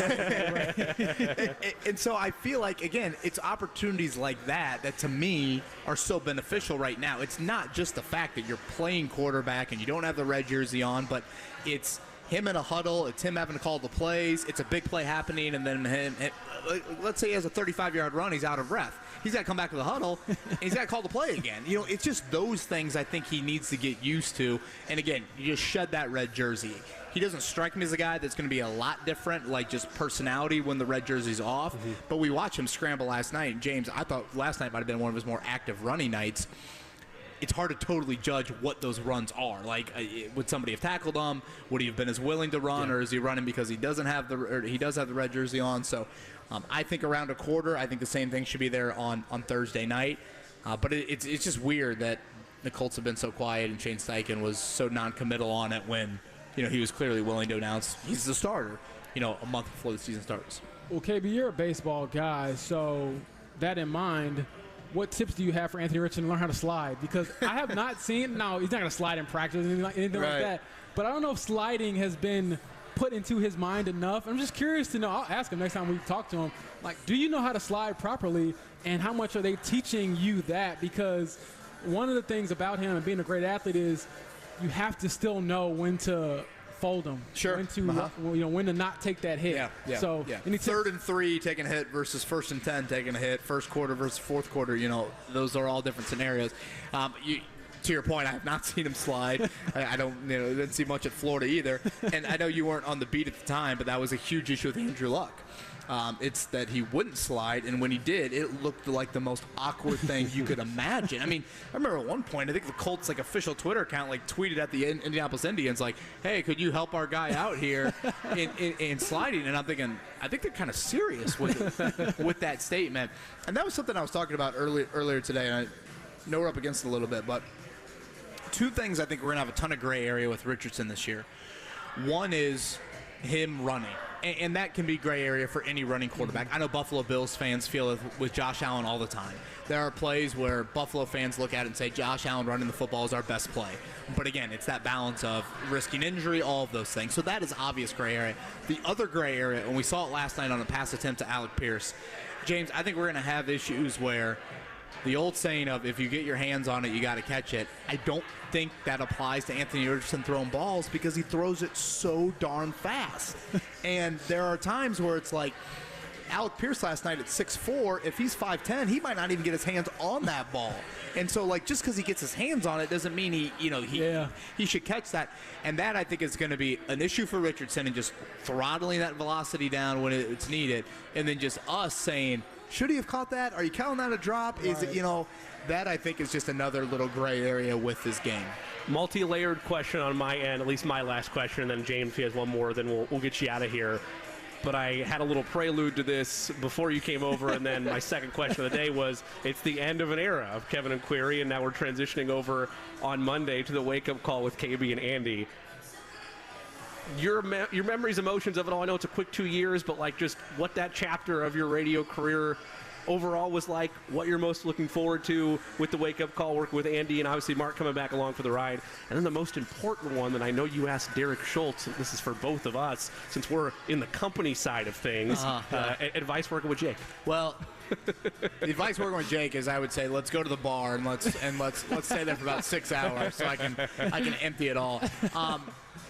I guess I'll start with Andy. I've heard great things from people in Louisville about him. His energy is through the roof. I think he's super knowledgeable, so I'm really looking forward to involving that with us. And I think from a station standpoint, moving Jake and getting that brain to sleep in a little bit more in the morning probably makes some sense as well. And I'm happy for both of you to get the chance to work with them. I'm going to miss him a lot. I think he's a very different style than I am, and I think he's really helped me, not only as a radio host, but as someone that, I've always been very prideful of growing up in this market, and I've always felt like I have immense amount of respect for living here and everything that comes with it. Jake takes it to another level, and it's kind of helped me open my eyes to that. And I've always said this about Jake, and hopefully he's out there trying to attempt to play golf and not listen to this, but he's got an unbelievable brain, but he's got even a bigger heart, and that is something that I think is genuine and real, and I love that about him. And I think we're very fortunate to have that on our station, and frankly to have his presence in this market.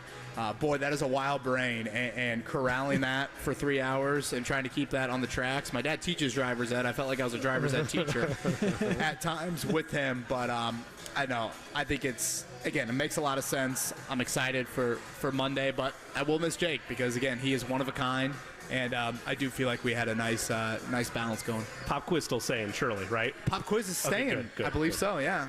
Scotty Johnston keeping that for us. That's good. So my last one, since we have all these new things going on, have you got your blazer picked out for your first pregame at Lucas Oil Stadium with Wish TV? Well, that's funny you say that. I'm off to a little bit of a Wish TV photo shoot after this. Yeah, I'm not. I don't have a Zach Kiefer type wardrobe, and that's who I am taking over for, if you will. And so I said to my wife last night, like, Maddie, does this look good?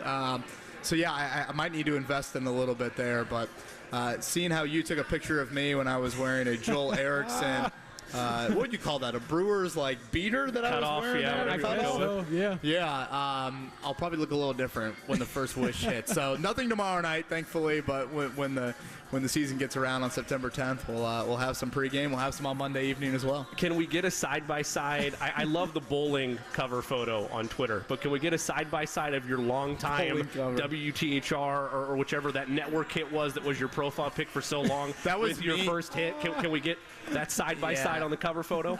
I might have to have Colleen Bowen, my mother, whip that up, because that was a cousin's wedding picture. That was the old picture that I had. 20-year-old me, and I'm such a visual guy. I don't know if you guys are this way on Twitter. I didn't want to change it because I'm such a visual reconnation person. I don't know if you guys are this way about it, but when you change your Twitter profile, I just keep scrolling. And it shows you I'm addicted to Twitter.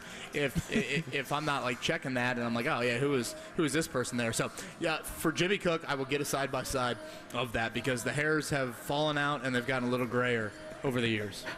I wasn't trying to take you down that path. No. I'm just say, and to be honest with you, some of it is working with Jake for the last 21 months, and some of it is being the father to 2 kids under 3. Well, congratulations again on everything, KB. We're looking forward to the wake-up call with KB and Andy. I'm glad Mark is along for the ride as well. Yeah.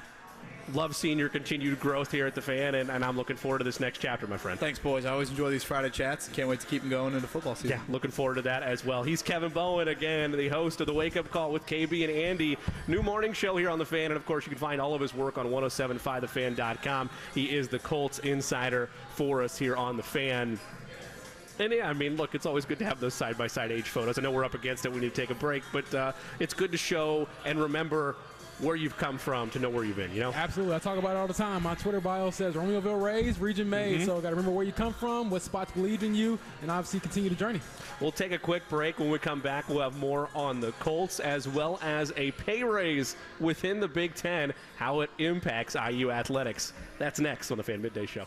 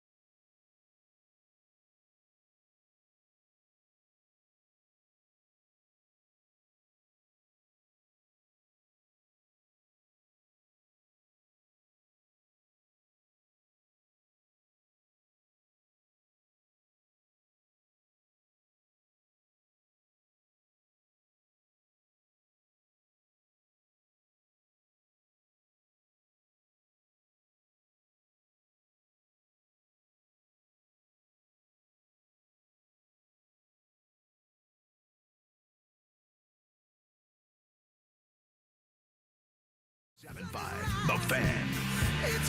A lot to get into in the middle hour of the Fan Midday Show. Jimmy Cook, James Boyd, Eddie Garrison back with us in the DriveTuber.com studios. We are here at the Back Nine Golf and Entertainment Center as the Fan takes on the Back Nine with the Fan on the Back Nine golf outing. Plenty of delicious food, tournament-style games.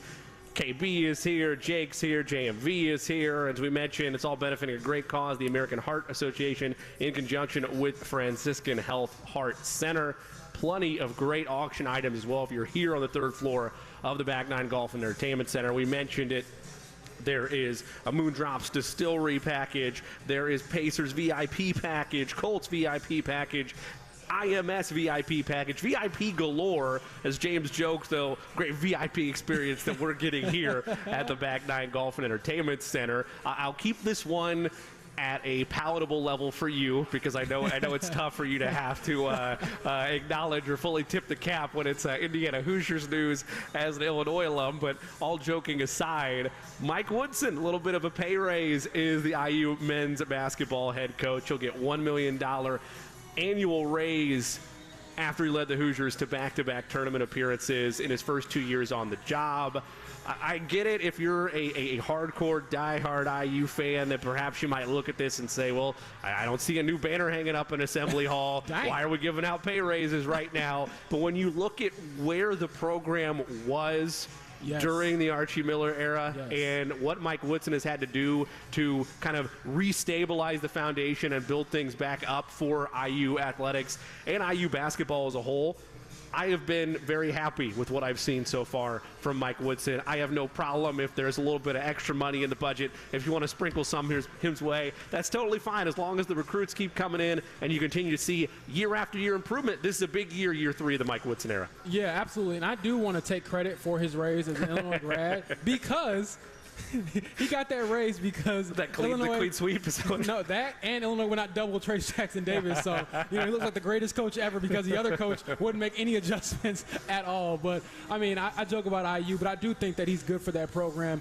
good for Indiana in general. And it seems like he truly enjoys it. There are some coaches who get involved at the college level, and it's like, okay, is he just using this to step back up to the pro level or use this to get to a bigger program or go somewhere else? He seems to really entrench, obviously having the history there, having played there. But I mean, I think that where IU was, to your point, and where they are now is sort of night and day compared to that era of IU basketball, which we'll forget. And then also, when you look at the pro game, having two guys go pro, get drafted, get looks, I think that helps your program because, I mean, if you're a young guy, if you're a high-level recruit, you want to be at the table to say, hey, this guy got, these guys to the league. He got Jalen Hood-Schifino to the league as a lottery pick in the first round. So, again, I think that's all trending in the right direction for IU. And if you can reward him with a little bit extra money and, kick us Illinois fans while we're down, I'll take that. Look, it was nowhere near the dark days of where IU basketball was post Calvin Sampson and what Tom Crean had to do to be able to, again, revitalize the program and bring it back from the ashes. But there were times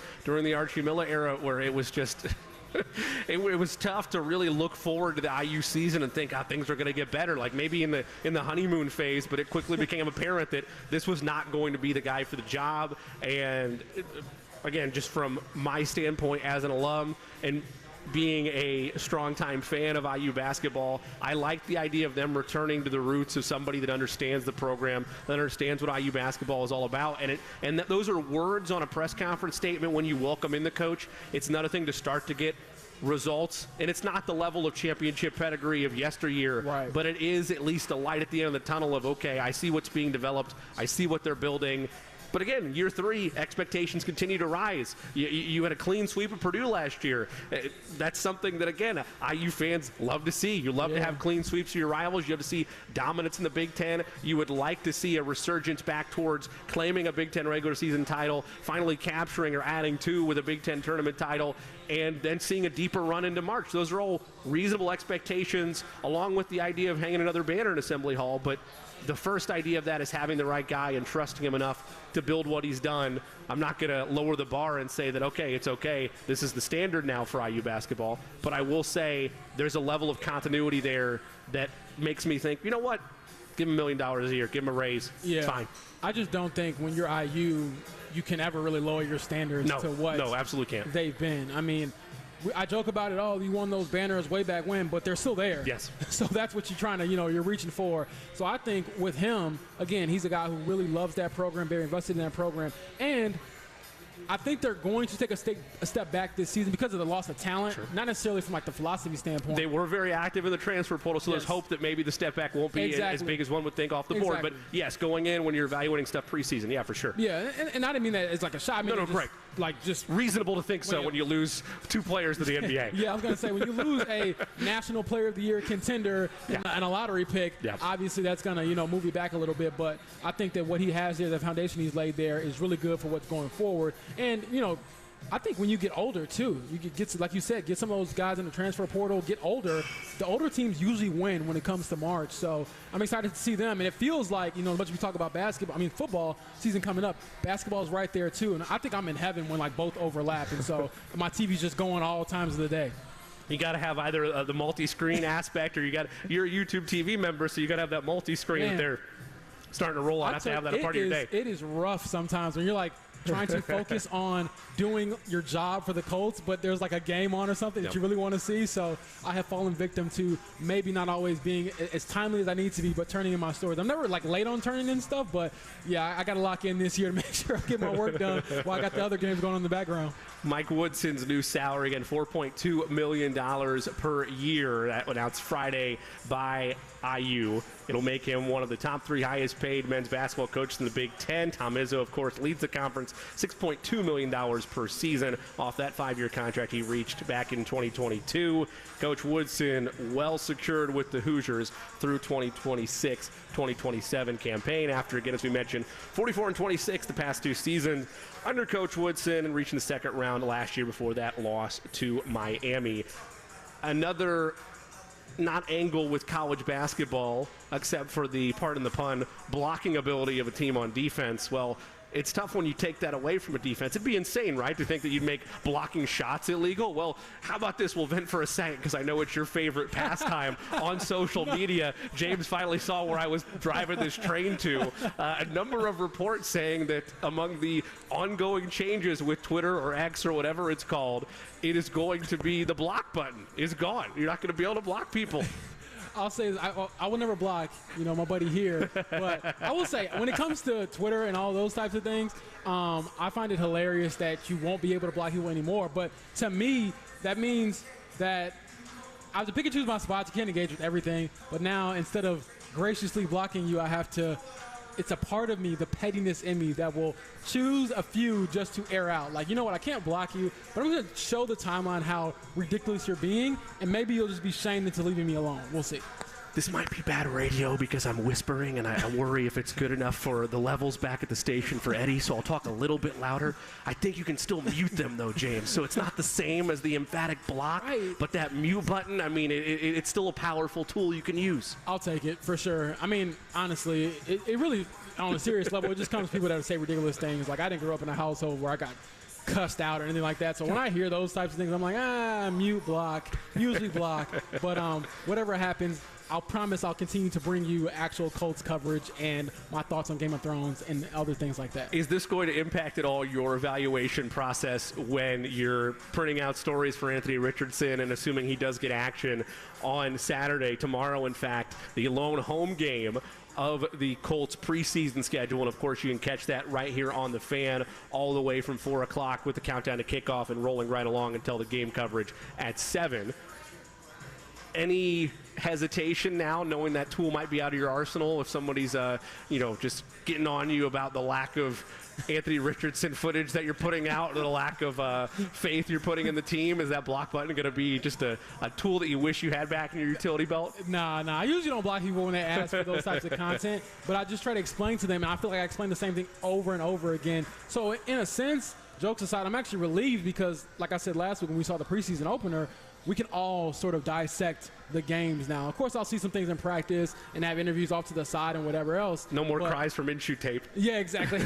But again, even with Anthony, it's like tape or didn't happen, tape or didn't happen. So we'll see all the tape that we want pretty soon here in about 3 weeks. It was very informative, as is tradition whenever he comes on our conversation with Kevin Bowen. But look, this is no longer a audition period where you're worried about the hook being pulled out from under you or the rug being pulled out from under you, where you're going to lose the position. That's not to say that if Anthony Richardson really looks lost, not Saturday, but by the time we get into weeks 4, 5, 6, that maybe the Colts aren't reevaluating if this is best for him right now. It doesn't mean his career's over by any means, but Shane Steichen was very matter of fact that he's our 2023 starter. Things can change. That's life in the NFL. You know that as a beat reporter as well as anybody, that things can change often pretty quickly. But this is just such a tremendous opportunity where if you're in the camp like I am, that it's a repetition thing. He needs to become a fine-tuned, high-level quarterback in this league, or he's just not going to translate to that. The solution to that problem is give him reps. And while the timing thing, I know we talked about this when we had you on the show earlier this week, but the timing thing, yeah, it bothered me because he didn't do enough in the Buffalo game for it to think that's why they named him the starter. I know that wasn't why they named him the starter, but from a timing standpoint, it's like, well, that's the last memory you have in your brain is what he did out against Buffalo. All that said, he is the starter now. The kid gloves are to an extent off, and it's a time to not be afraid to make mistakes. Go out there, be yourself. Don't be pressing throughout a ball game, but take advantage of opportunity in front of you, and if you make mistakes, that's what a film session is for. Learn and grow from them and try not to make the same mistake twice. Exactly. I think that he's embraced that for sure. And I will say, again, the way he's responded after these interceptions or miscues has been really good. And so I think that his maturity level has helped him a ton because he hasn't been very, gung-ho when he succeeds or very down when he doesn't. And I think that helps a lot because that's life as an NFL quarterback. They're all going to face adversity. You're all going to go through things that you don't like or you don't do well. So I'm excited for him. I think that, it's also a surreal moment for him, so to speak, because his first home game is coming up tomorrow night in that stadium. Now, there's obviously the real first game, which is the home opener, but I think that he's found a good balance between staying focused, doing the job, but also soaking in the journey and what it means to be here. So I'm excited for him, and I think that he's someone who's, again, easy to root for. There's going to be some growing pains there, but you didn't draft him because you knew he was going to be a finished product right away. You drafted him because of the big playability, the wow factor, which, even you saw with Andrew Luck and you saw Peyton Manning, even if you don't have your best stuff, on a given Sunday, those guys still had enough in them sometimes just to get you over the hump because they were that good. And that's what you hope for with Anthony Richardson. We talk a lot about opportunities there in front of players across sports, but in particular with this Colts team, we know the opportunity that's in front of Anthony Richardson.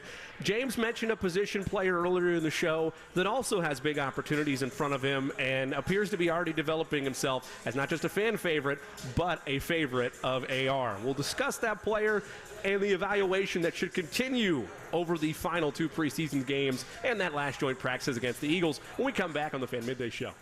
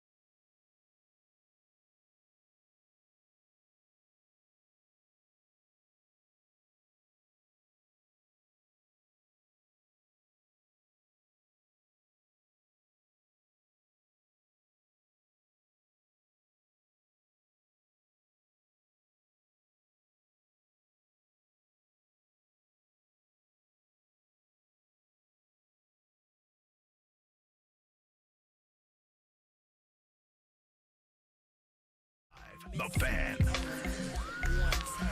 Fan Midday Show, Jimmy Cook, James Boyd, Eddie Garrison with us as well in the DriveHuber.com studios. Continues to spin it like a wizard. We miss you, Eddie. Never rejoin. We do miss you, Eddie. How are you doing, man? How's the Friday treating you? It's doing well. I'm excited for the high school game tonight.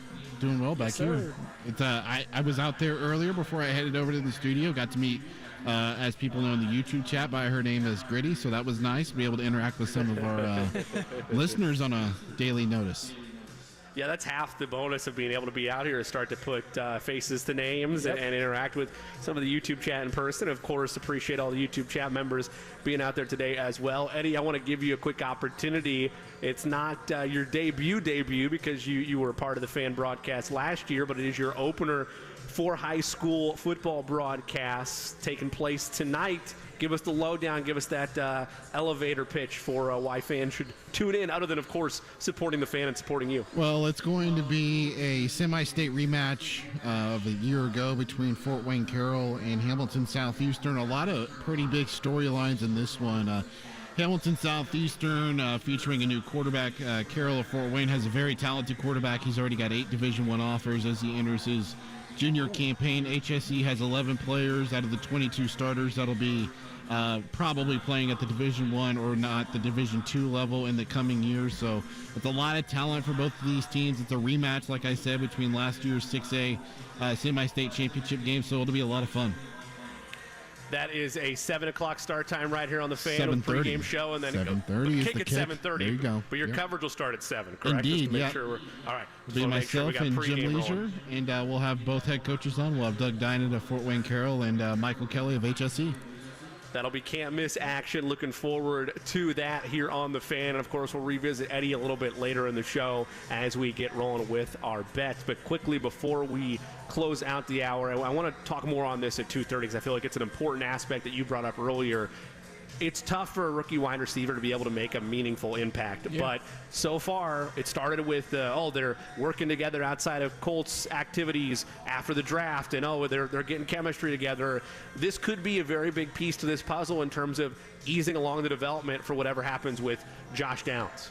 Yeah, I think the after draft story was like a feel-good story. Yeah, they're working out in the parking lot, very movie-esque, and I was thinking to myself, cool, but it doesn't matter unless you do something on the gridiron. So you're starting to see more of that, and I think that that's important, that he's continued to embrace the ability to build chemistry with Anthony Richardson. And I think we're seeing that in real time. And like I said, when you have that shifty water bug type of player, and as one of the Colts area scouts called Josh Downs a hiccup, that type of player, he helps you a lot. So I think that he's shown a lot. He's very confident, never ever going to not be confident. And I think that with the way Anthony Richardson is wired, if he can get that safety valve in there along with obviously the cannon throws, the off-platform stuff, that'll make him more deadly, because you can't just give him the easy stuff. He'll knock that stuff out and make it, life easier for himself. But also, he'll make you pay if you, get a little too relaxed, because he is still an alien. We have examined a ton how joint practices have gone the last couple of days, with them concluding yesterday. But that was all through the Colts lens.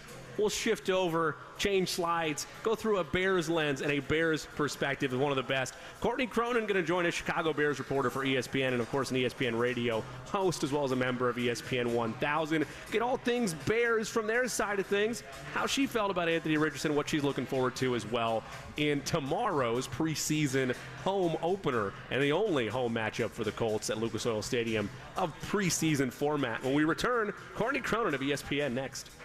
Last year,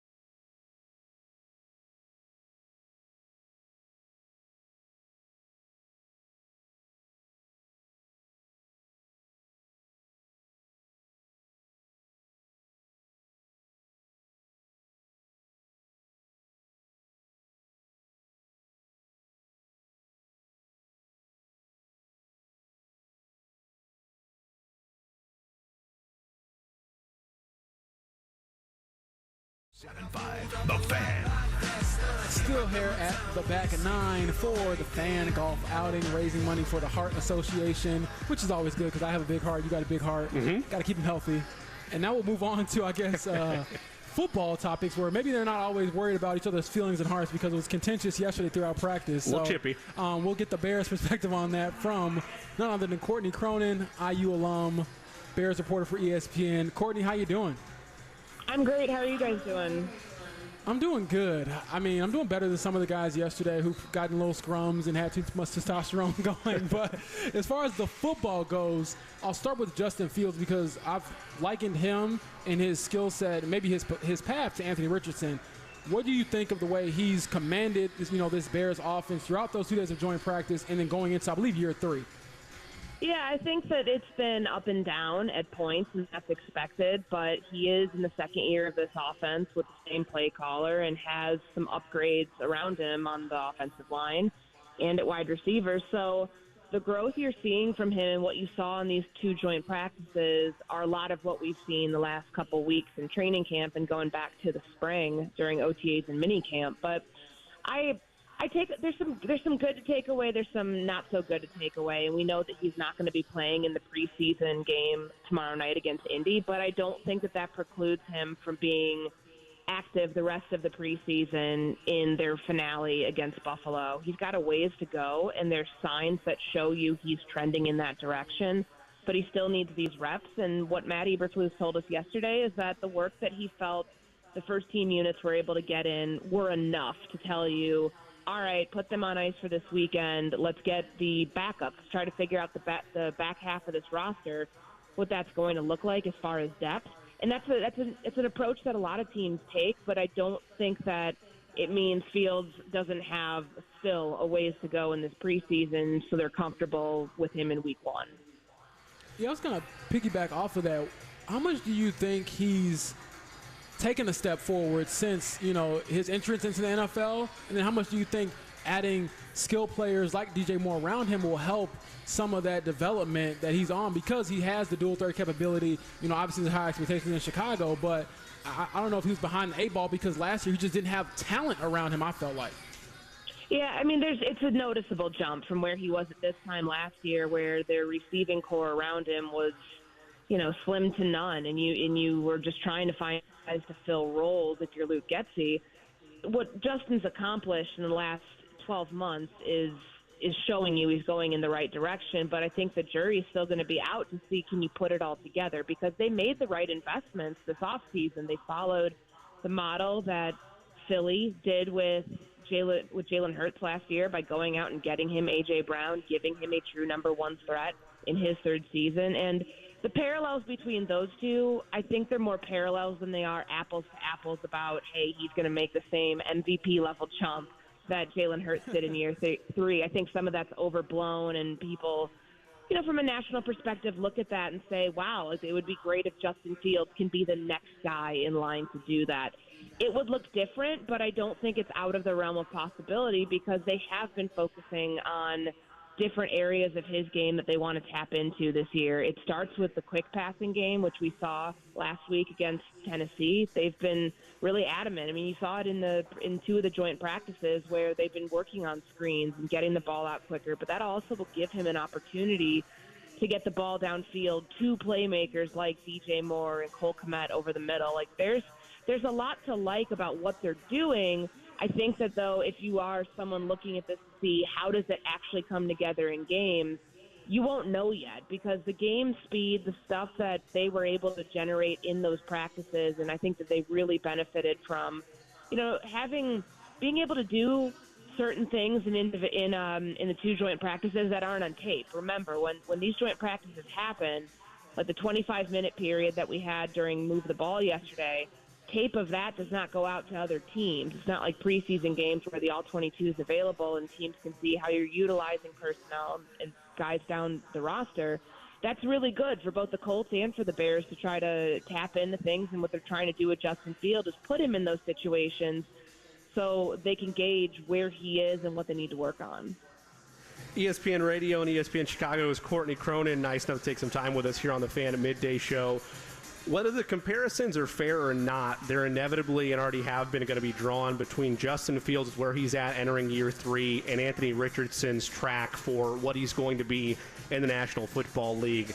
It feels like from afar, Courtney, that this is, at least in the Bears' eyes, kind of a make-or-break year for Fields. And we always talk about, well, what is fair? What is enough time to know if a rookie quarterback and an experienced quarterback after their rookie season can make it in the NFL?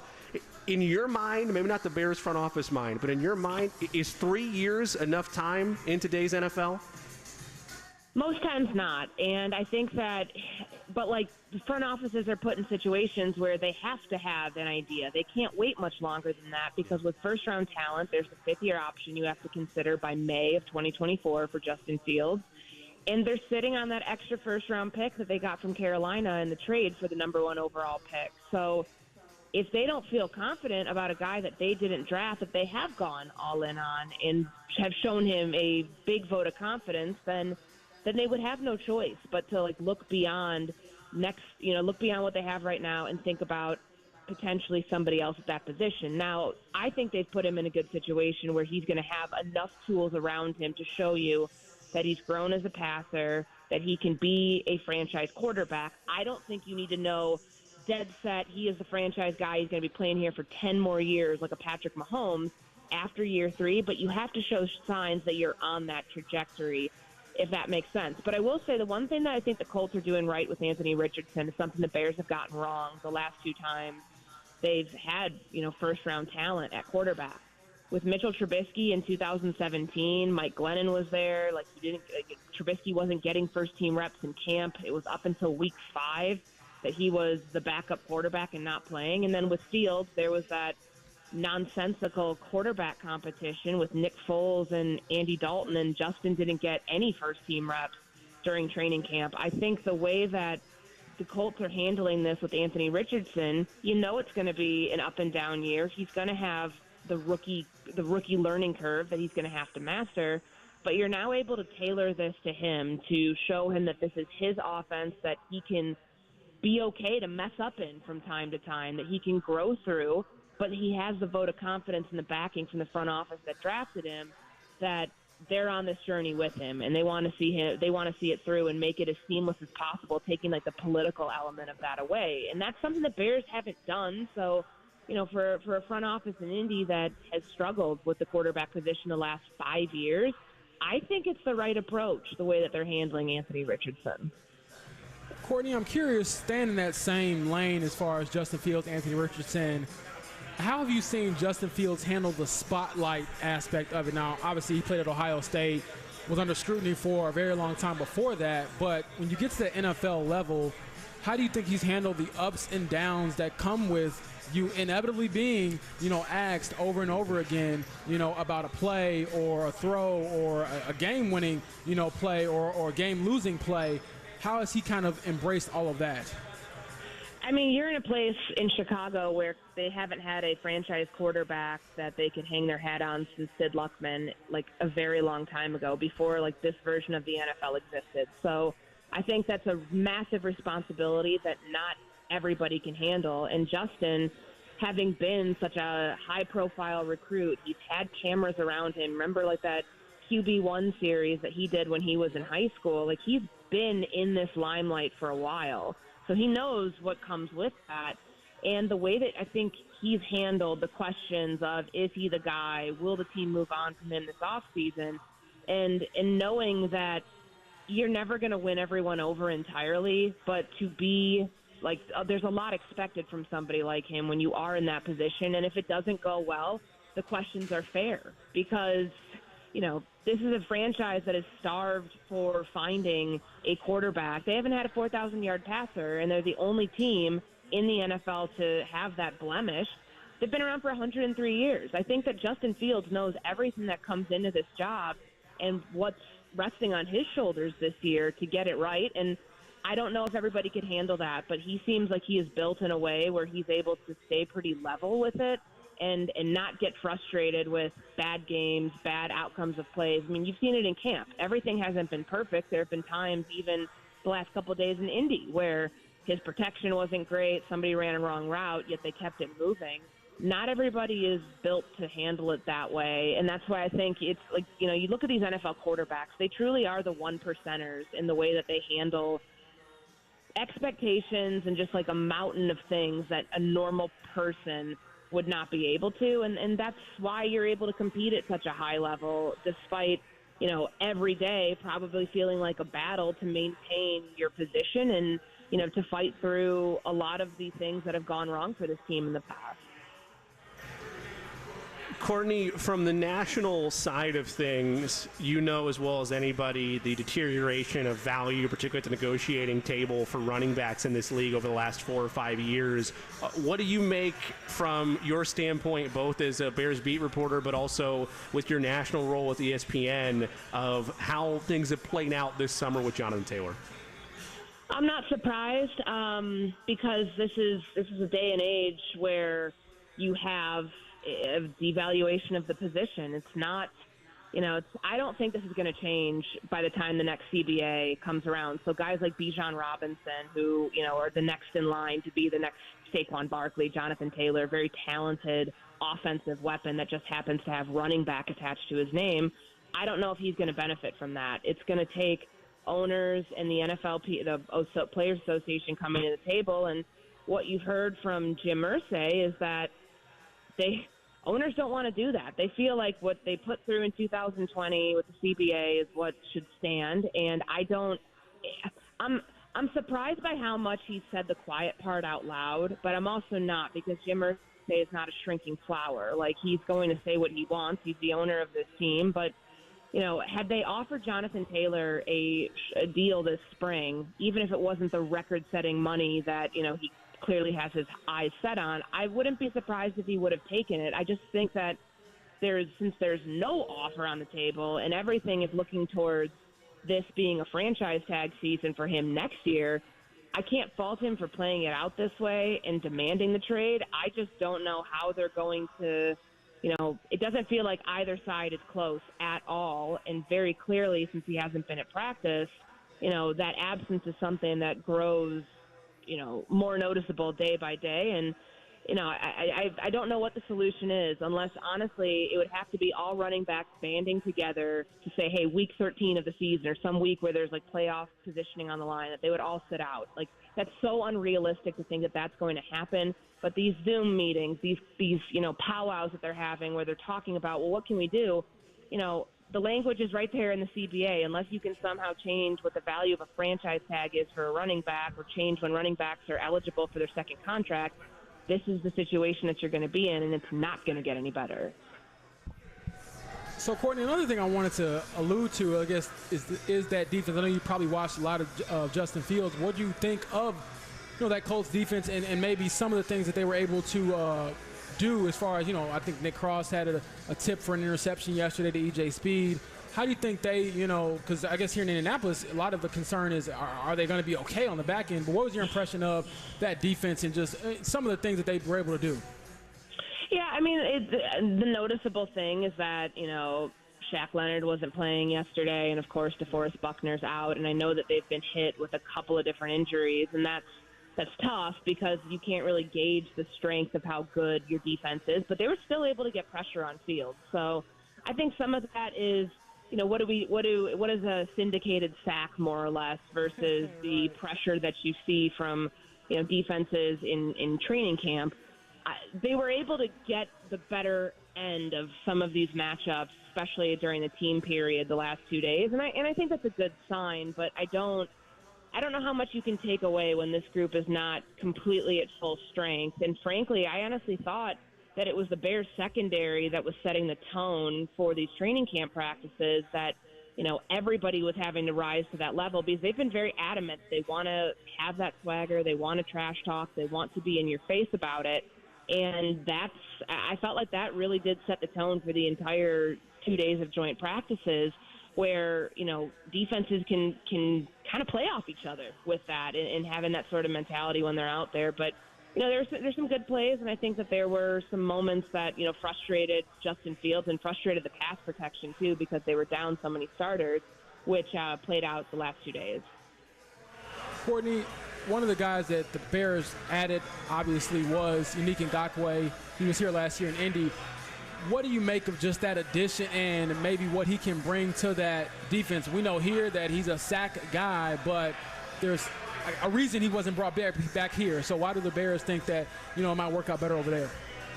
Well, I mean, their pass rush was terrible, and I think that you have to be able to pressure the quarterback to be good in the NFL, and they didn't do that last year. They in Atlanta were terrible at it, and that's why they were bottom in the league, and that's why Atlanta this offseason went out and made the additions that they made, and the Bears waited until 2 weeks ago to sign Unique Ngakoue. And I think it was a smart signing because it's a one-year deal. Most of it's guaranteed. So for Ngakoue now at 29 years old, I know this is his fifth team since 2020. That whole mentality of it's a prove-it deal, it's not a prove-it deal, doesn't matter at this point, because I think when you are so concentrated as a pass rush specialist, like that's what you get known for. And I know that he's had some missed tackles here and there, and playing the run, frankly, isn't a strength of his. But he can add a lot to this unit because their pass rush was but not good last year. And to know what the personnel was before he got here, and now the Bears feeling more confident that they have a fortified group of edge rushers because he's going to be in there and he's going to be wreaking havoc. There's a reason that he's been considered one of the best pass rushers in the NFL the last couple of years. And if it works out for him where he's able to be part of this team and, build with them instead of just being here as a one-year rental more or less, then I think it could work out for him, having a place to finally call home after, Minnesota, Baltimore, Vegas, and Indy, and now Chicago. She's Courtney Cronin of ESPN and, of course, Chicago Bears reporter for ESPN. You can hear him as well on ESPN Radio and here on ESPN 1000. Courtney, I know we'll probably talk to you a handful of times throughout the course of the regular season, but not as emphatic as we would if we were in the Chicago market. So as you look at everything we've talked about, what's in front of the Bears, where is the floor and the ceiling for this group in 2023 with Matt Eberflus? I think the floor has to be it's kind of around the same area. So I think the floor for this team, 7 wins. The ceiling's probably, maybe 10, and that's a really high ceiling. Like, I think they're a 7-win team, and that's not a bad place to be, going from 3-14 to 7-10, because you're building methodically towards a division title. Right now, the NFC North is as wide open as it's been in 30 years because of what's gone on in Green Bay. Where Minnesota is, it's kind of the tail end, trying to run this thing through one more time before they likely have to start over at the quarterback spot. And, Detroit will be interesting to see what they do. But I think the Bears are not trying to rush into, hey, there's a window right now, we've got to force it through and make signings that, are more boom than bust, or making decisions with the roster that would lead you to believe they're going all in for a year where nothing feels guaranteed. I think a 7-8 win season, those are realistic expectations for this team. If they win the division, I'm happy to eat my words at that point. I don't see it happening, though, right now. They're building towards it, and they've been very honest about their plan to build towards sustained success in the league, which is something that you frankly don't get all that often. The flexibility and the long leash that Ryan Poles and his staff have in the front office to execute this rebuild the way that they see fit, which is to do it differently than the last staff, because if the last staff had done it right, they'd still be employed, and they're not. So I think that plays into what they want to do. But, the floor ceiling is maybe separated by like 3 wins. I know some analytics will tell you differently, but I do think 7 wins should be right around the sweet spot for this team this year. Well, Courtney, I'll have you know, my entire family just yelled when you said 7 wins because they're going to the Super Bowl after that preseason opener that they saw. But thank you for coming on, and thank you also for your tweet about roundabouts, which is so true when it comes to Carmel and Westfield. I'm sure you won't miss those in Chicago, but good luck the rest of this season. I'm sure we'll talk soon. Yeah, I appreciate it. Thank you, guys. Take care. Thanks, Courtney. All right, that was Courtney Cronin of ESPN, covers the Bears for them. I'm not here for roundabout slander. It is. Look, I've gone from both the south side of Indy to the north side of Indy, and I remember school days sitting in a long four-way stop, traffic backed all the way up to St. Jude, and the fact that the south side has adopted as well the roundabouts that you see on the north side of town, I love them. What's Absolutely wrong love them. with a light? That's my only thing. What's wrong Traffic with light. lights? Well, you know. That's a question above my pay grade. I can't tell you. I would say apples and oranges would be my pushback, but I have no idea, frankly. We're going to take a quick break here, but when we come back, we'll have former Colts wide receiver Bill Brooks here. He's always around, good enough to come around here to the back nine to talk, shop with us. So we'll talk to you all soon on the other side.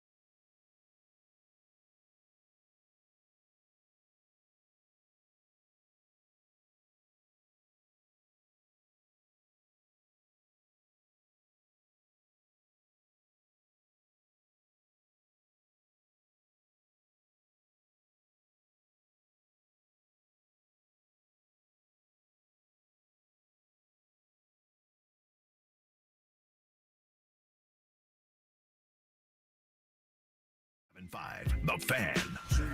Still here at the back nine in Indy for the Fan Golf outing, raising money for the American Heart Association. Our guest here knows a little bit about football, just a little bit. Bill Brooks, former Colts wide receiver. Bill, how you doing? Doing well. Good to be here with you guys. Thanks for coming by. No problem. So I'll start at the top. Obviously, all the talk about this team is the quarterback, Anthony Richardson. You've been around the game a long time. What is it like to see him operate in person and then also have that heartwarming personality to go along with it?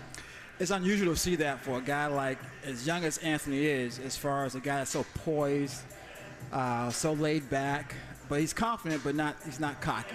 You know, he knows that he doesn't know everything, and he wants to learn. He wants to be coached hard, and physically he has unbelievable talent.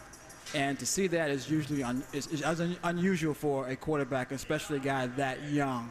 So the way he's handled it thus far, coming in and being poised and being under control and not getting rattled when things don't go well on the football field for him is unique to see for a guy that young in the National Football League. And then from your perspective, how have you seen the quarterback position shift over the years? Because, I mean, when you were playing, it was pocket presence, precision, where now pretty much every quarterback has to be able to run at some, point. And he's obviously going to be one of the, projected to be one of the better runners in the NFL.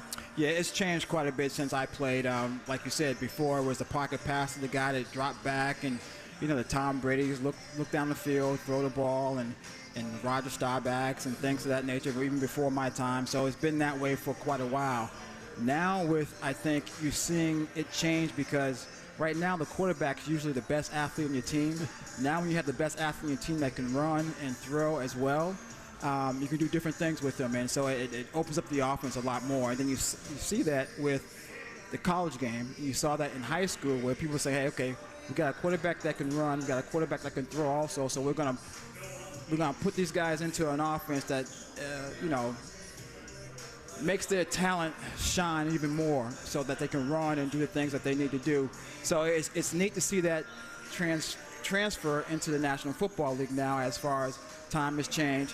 Now you're having quarterbacks that can run and throw and put defenses on their heels a little bit. You have the Lamar Jacksons and guys like that. So it makes the game interesting, a little different. You're throwing the ball a little bit more. So for receivers, of course, we love that as far as throwing the ball a little bit more. So it's neat to see. Former Colts wide receiver, Colts Ring of Honor member, and, of course, part of the Colts radio network, Bill Brooks, with us here on the Fan Midday Show. Bill, I'm not trying to have you back in my day us. I realize that's the setup to this question. But there's been a couple articles going around through training camp from different spots around the league of the intensity, and in different areas, is it more intense or less intense? From your perspective, when you played versus what training camp is like today, how vastly different are those two animals? It's vastly different. And like, y'all not so much about as far as intensity and things like that, because I think it's very intense, the practices. Just you don't have as many of them now. When I played, you practiced 2 days, and we would go 2 days on Monday, 2 days on Tuesday, 2 days on Wednesday, have that evening off, come back and do 2 days Thursday, possibly 2 days Friday, 2 days Saturday, have Saturday evening off and come and Sunday off, and then come back and do it all over again. Now it's different, but I think, actually, to be honest with you, I think it's better now as far as how they're handling training camp, how they're going out to practice. So I think I don't think you really need all that pounding and beating on your body so much in training camp to get ready for the regular season. I think you could do it the way they're doing it now, and I like the way they're doing it now, and I think it's better for the game itself, and I think it's definitely better for the players. Yeah, I don't know if you had the mushroom tops, as I call them. No, the Guardian helmet. We didn't have mushroom tops. Some people call them the Gazoo helmets and stuff like that. So no, we didn't have those things. One of the players who obviously everyone is high on is Josh Downs, wide receiver. What type of feel do you think he adds to this wide receiver room? Just being as shifty and I call it like an emergency brake, where he's able to hit the emergency brake, whenever he wants to get open. Yeah, I think having that slot receiver that has quickness, has speed, that can get open, that understands how to run routes in the slot, which is not easy to do, he has all those qualities in him, and he shows a lot of confidence out there, and he should be because he's a good ball player. I look for him to do a lot of good things. I mean, when he's that quick and you have an understanding of where the weak spots are in the defense as far as depending on they're playing zone or man, and he could find those weak spots, you can get him the ball early in space with his quickness and speed. He could be very, very, very, very powerful in that sense as far as helping your offense out to make those explosive plays. So I look for him to do a lot of good things, as well as Isaiah McKenzie. I think another guy in the slot that I think if you watch practice this past week, you saw him catch a ball and make some moves and break a long one. So those are the things you're looking for. You have a young quarterback. Let the quarterback get the ball out of his hands quick, get it to the playmakers, to Josh Downs, to the McKenzies, guys like that. Get the ball in their hands and let them run and go with it, and then they can make big plays. And those could be your explosive plays. You make a 6-yard pass, and it's a 40-yard gain. So that's a 40-yard pass for the quarterback. So that's a big play. Speaking of impact players on offense, for Michael Pittman Jr., he's not going to make excuses for himself, but I've been willing to give him the benefit of he's having to work with a revolving door of quarterbacks the last couple of years, and no more crazy than what he went through last year. It is a contract year for him, though. How important is the opportunity in front of Pitt this season? Well, I think he has opportunity for him to show what he can do as he has in the past years. I mean, he's been there for them. He's been very consistent for the team, catching the ball, making big plays, being a physical presence out there as far as from a wide receiver standpoint, to be physical with the defensive backs, catch those tough balls over the middle, around 10 yards, 5 yards, and he's there and make those big first downs. So I expect him to pretty much do the same thing this year, make the big plays when needed, especially on third down, to keep the chains moving. So I expect a lot from Pitt. And he's pretty much, he's a senior statesman for the wide receiver room right now. He's only going into his fourth year. It's a really crazy thought, yeah. What has it been like to see Reggie Wayne take on the coaching role and embrace it even more, I think, going into year 2? Because he said he had unfinished business. Now, this is a guy who doesn't have to do this. I think that he could do anything at this point and he'd still be loved in Indiana because of what he did for the franchise, winning a championship and potential Hall of Fame career. But what has it been like from your perspective to see a guy who loves it so much as a player now love it looks like just as much as a coach? Yeah, I mean, it's a lot of players don't want to go in coaching because coaching is a lot of hours. I mean, long hours. But Reggie is that individual that he loves the game of football. He loves teaching the game of football, teaching to younger guys as far as that's concerned. And I think Reggie is enjoying what he's doing as far as going out there coaching and helping the guys reach the next level, helping them reach the potential that they can reach. He made that statement about Josh Downs, what he thought about Josh Downs is months and months ago and after the combine. And, it's coming true that Josh Downs is a pretty good player, So Reggie has an eye for talent, and Reggie has, I think, that knack to teach these guys how to be good. And I know he can do that because I'm watching the drills that they're working on, the drills to help these guys get better, work with their footwork as far as position themselves to run routes, come out of their breaks at the top of the route, create separation, get off the line of scrimmage. All those things you have to work on as a wide receiver. He's teaching these guys those things, and it looks like these guys are improving. So I think Reggie enjoys that. He enjoys the being in the room, being around the young guys, I'm sure, and it's helps keep us old guys young. But Reggie's not old. I'm not saying that. Please don't tell Reggie that. Reggie's not old. We won't cut that. Don't worry. Yeah, he's a young guy, but I think Reggie's really having a good time coaching these guys. Colts Ring of Honor member Bill Brooks and a proud member of the Colts Radio Network with us here on The Fan. I know you heard some of our conversation with Courtney Cronin a little bit ago, and we asked her about, with Justin Fields entering now a third year of opportunity in Chicago, and how tough it is to fairly evaluate quarterbacks in a league that is not usually a wait-and-see league. Patience is not usually the verbiage that you hear from ownership and from front office members alike. I'm not asking you to map out what Anthony Richardson's going to be, but when you look at today's NFL and the level of patience that Jim Irsay may be willing to give, what is a fair evaluation period for a rookie quarterback? Is 3 years enough? Wow, that's a tough question. I really couldn't answer that. I think it depends on the situation. Each team's different. Sure, yes. It depends on the situation. What do you have around the quarterback?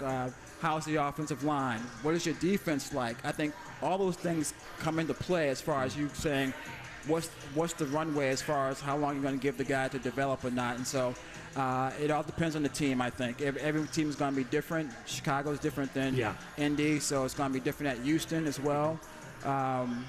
Stroud and those guys. So it's gonna be different. It's gonna be different with Bryce Young in Carolina. So it's gonna be different for all the guys. I think depending on the players you have around them. So I like Anthony Richardson. I like the upside. Yeah. I like the potential. I think from a physical standpoint, he's off the charts. It just amazes me when watching practice. And James, you've been up to practice every day. Watching him just flick the ball, it's just amazing. Yeah. And I say flick because it seems like a flick out of his hand, and how tight the spiral is. That's what I'm looking at. I was looking at how tight the spiral is, which makes it easier for the receiver to catch the ball. When you have a tight spiral like that, and you can concentrate on the point of the ball, he's special. Well, James and I talk about it all the time that you're right, every situation is going to be different, but at a minimum for him, he shouldn't be fearful of a hook appearing from behind him. He needs to not be afraid to make mistakes and use this to truly grow, which is what the Colts want out of it at the end of the day. Yeah, definitely want him to grow. And I hate to saying that, by him making mistakes, he's going to learn faster. Yes. Instead of sitting on the bench, watching someone else make a mistake and learn from that. The best way I learned, to be honest with you, I remember one time running a route and it was zone, and I thought it was man, and I ran through the zone and I got smacked in the face. So pretty much I go down. I said, okay, next time, you know what? I'm not going to do that. I'm going to read it and make a proper read so I won't get smacked in the face. You know what? I had to learn the hard way. But sometimes those are things that make you learn a little bit faster. I think by him getting out there, getting the reps, getting the experience, the more reps he gets, the better off he'll be. In the long term, I think it's going to be better off for the Colts. Man, you literally learned the hard way because yeah, those DBs and linebackers weren't saying, oh, you know what, you made a mistake, we'll let you go by. No, they were making me pay for it. I said the rules were a little bit different back then too. You get a little more protection now. Yes. When you look at the way Shane Steichen has commanded this team and given them a different feel, how much do you think he's been just helped, I guess, or helped develop a guy like Anthony Richardson? How vital do you think it is to have a coach who has done it before and has had that experience of bringing a quarterback along and helping him reach, his potential? I think it's important for having a guy like Shane Steichen as your head coach and has worked with other young quarterbacks before and brought them along with Jalen Hurts, Herbert at San Diego. So he can do that. He knows what they're seeing. He knows what they're thinking. He knows what maybe possibly things that are going on in the back of the head that, can I do this or should I do this or whatever. So I think he's making it easier for Anthony as far as to make that adjustment and for him to read quarterbacks. If he's gone through it with Jalen Hurts, he's gone through it with Herbert, so I'm sure he says, you know what, these guys are looking at things this way. This is what I need to do to tailor the offense, or tailor this play, or tailor the language of our call for the play to this young man. So I think it's beneficial for Anthony to have a guy like Shane that has done it before with other quarterbacks, and they've had success. So I'm expecting the same thing out of Anthony Richardson for the offense to have success with the Colts. We know the time at Grand Park is completed this year, but there's still dates on the calendar, including 2 more preseason games and then joint practices with Philadelphia. If you were to have conversations, or when you have conversations with members of this Colts team, what's one thing that you would like to see from them? Again, I know it's a very small sample size, but just to be on a confident path, or a continued confident path between now and week 1. Well, I like to see them, first of all, like any team, you want to cut down your mental mistakes. The mental mistakes are something that, is going to hurt you. And, it's going to hurt Anthony Richardson as far as his growth. When you have mental mistakes, you're 1st and 10, then all of a sudden you make a big play. Oh, no, you had a penalty. Then now you're 1st and 20 or 1st and 15, whatever it may be. That makes it a little bit different for the young guy. So you want to cut down the mental mistakes. So give this guy an opportunity to actually learn and grow from those things. And I want to see him, as far as a young quarterback, to progress, as far as to learn things, to get the experience and see things, how they're happening out there now. He's going to see some different things. He's a young quarterback, and these defensive coordinators get very creative. So they're going to do some things to try to confuse him. So he's going to learn. He's going to make mistakes. It's going to be like a roller coaster ride. It's going to be up. It's going to be down. But I think overall, you'll see him progress each and every week, and he'll learn. I think he'll get better from that. When you look at what Gardner Minshew has meant to his development, the way he's handled it, what is your assessment of him as a man? Because I know it's a lot of players who say those things, but he seems to genuinely mean, I want this guy to succeed. I'm not going to bring him down. I'm not going to pout. And, yeah, you teach your kid that, but you don't know if you're ever going to be that or really embody that when you get to that age, because he wants to play. Everyone wants to play the game they love. Yeah, I think Gardner's been a true pro. Look, they came in competing. Gardner knew eventually over a long term of time that eventually Anthony was going to be the guy as far as quarterback. But Gardner came in to compete. Now, that's good for Gardner to compete because he wants to try to win, but it also makes the guys around him better. You know what? When Gardner's going out there trying to compete, it makes Anthony better because, you know what? Anthony's not having to coast, so to speak, as far as to get to, become number one. He has to compete and do the job and do it well and work hard, and he has done that. So I think Gardner's helped Anthony in that sense in competing. It's also helping him as far as, hey, look, you know what? Anthony, when you see this look, think about this. This is what they're going to do on this play, because Gardner's been in this offense for a few years, so he understands the plays that are being called. He understands where their weaknesses are as far as, where the weaknesses are as far as running a play where he might be in trouble, meaning the quarterback. And he can tell Anthony, hey, look at this when this happens, or look at this. So he can be a good sounding board for Anthony going forward, and he has been thus far this offseason and this training camp. Well, Bill, thanks so much for the time. Obviously, I'm rooting for you going into the season as well. Of course. Thank you. Enjoy yourself on the radio. Rooting for you guys as well. Thank you, how many shoes you have now, man? I told you I got about 35 in the closet, man. I say I'm gonna dwindle them down, give them away. I haven't done it yet, but there's always one that has one of mine. This man has more shoes than I've seen. Every time I see him out of practice, a different shoe that he has on, different sneaker, I should say, he has on. I admire that you're breaking them out, though. You're not just letting them collect dust. You're I'm trying to have them. one for every touchdown that Bill caught in his career. So he had about 50 touchdowns in your career, so maybe I'll get in that range. Well, that's awesome, man. That's awesome. But thanks for having me, guys. I appreciate it. Thank you for making some time for us, Bill. Enjoy the season. All right.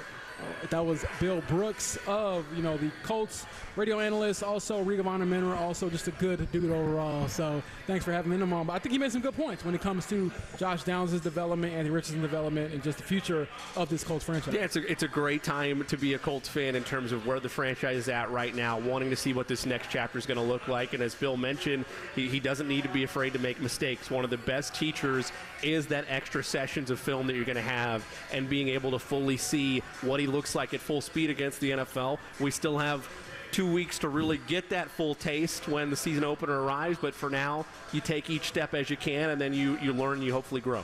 Absolutely. I think that's the biggest thing. I feel like growth, reps, and, experience are probably the three things that we've talked about so much with Anthony Richardson because he can't get enough of any of them. And I think, when it comes to his development, he has a good head on his shoulders.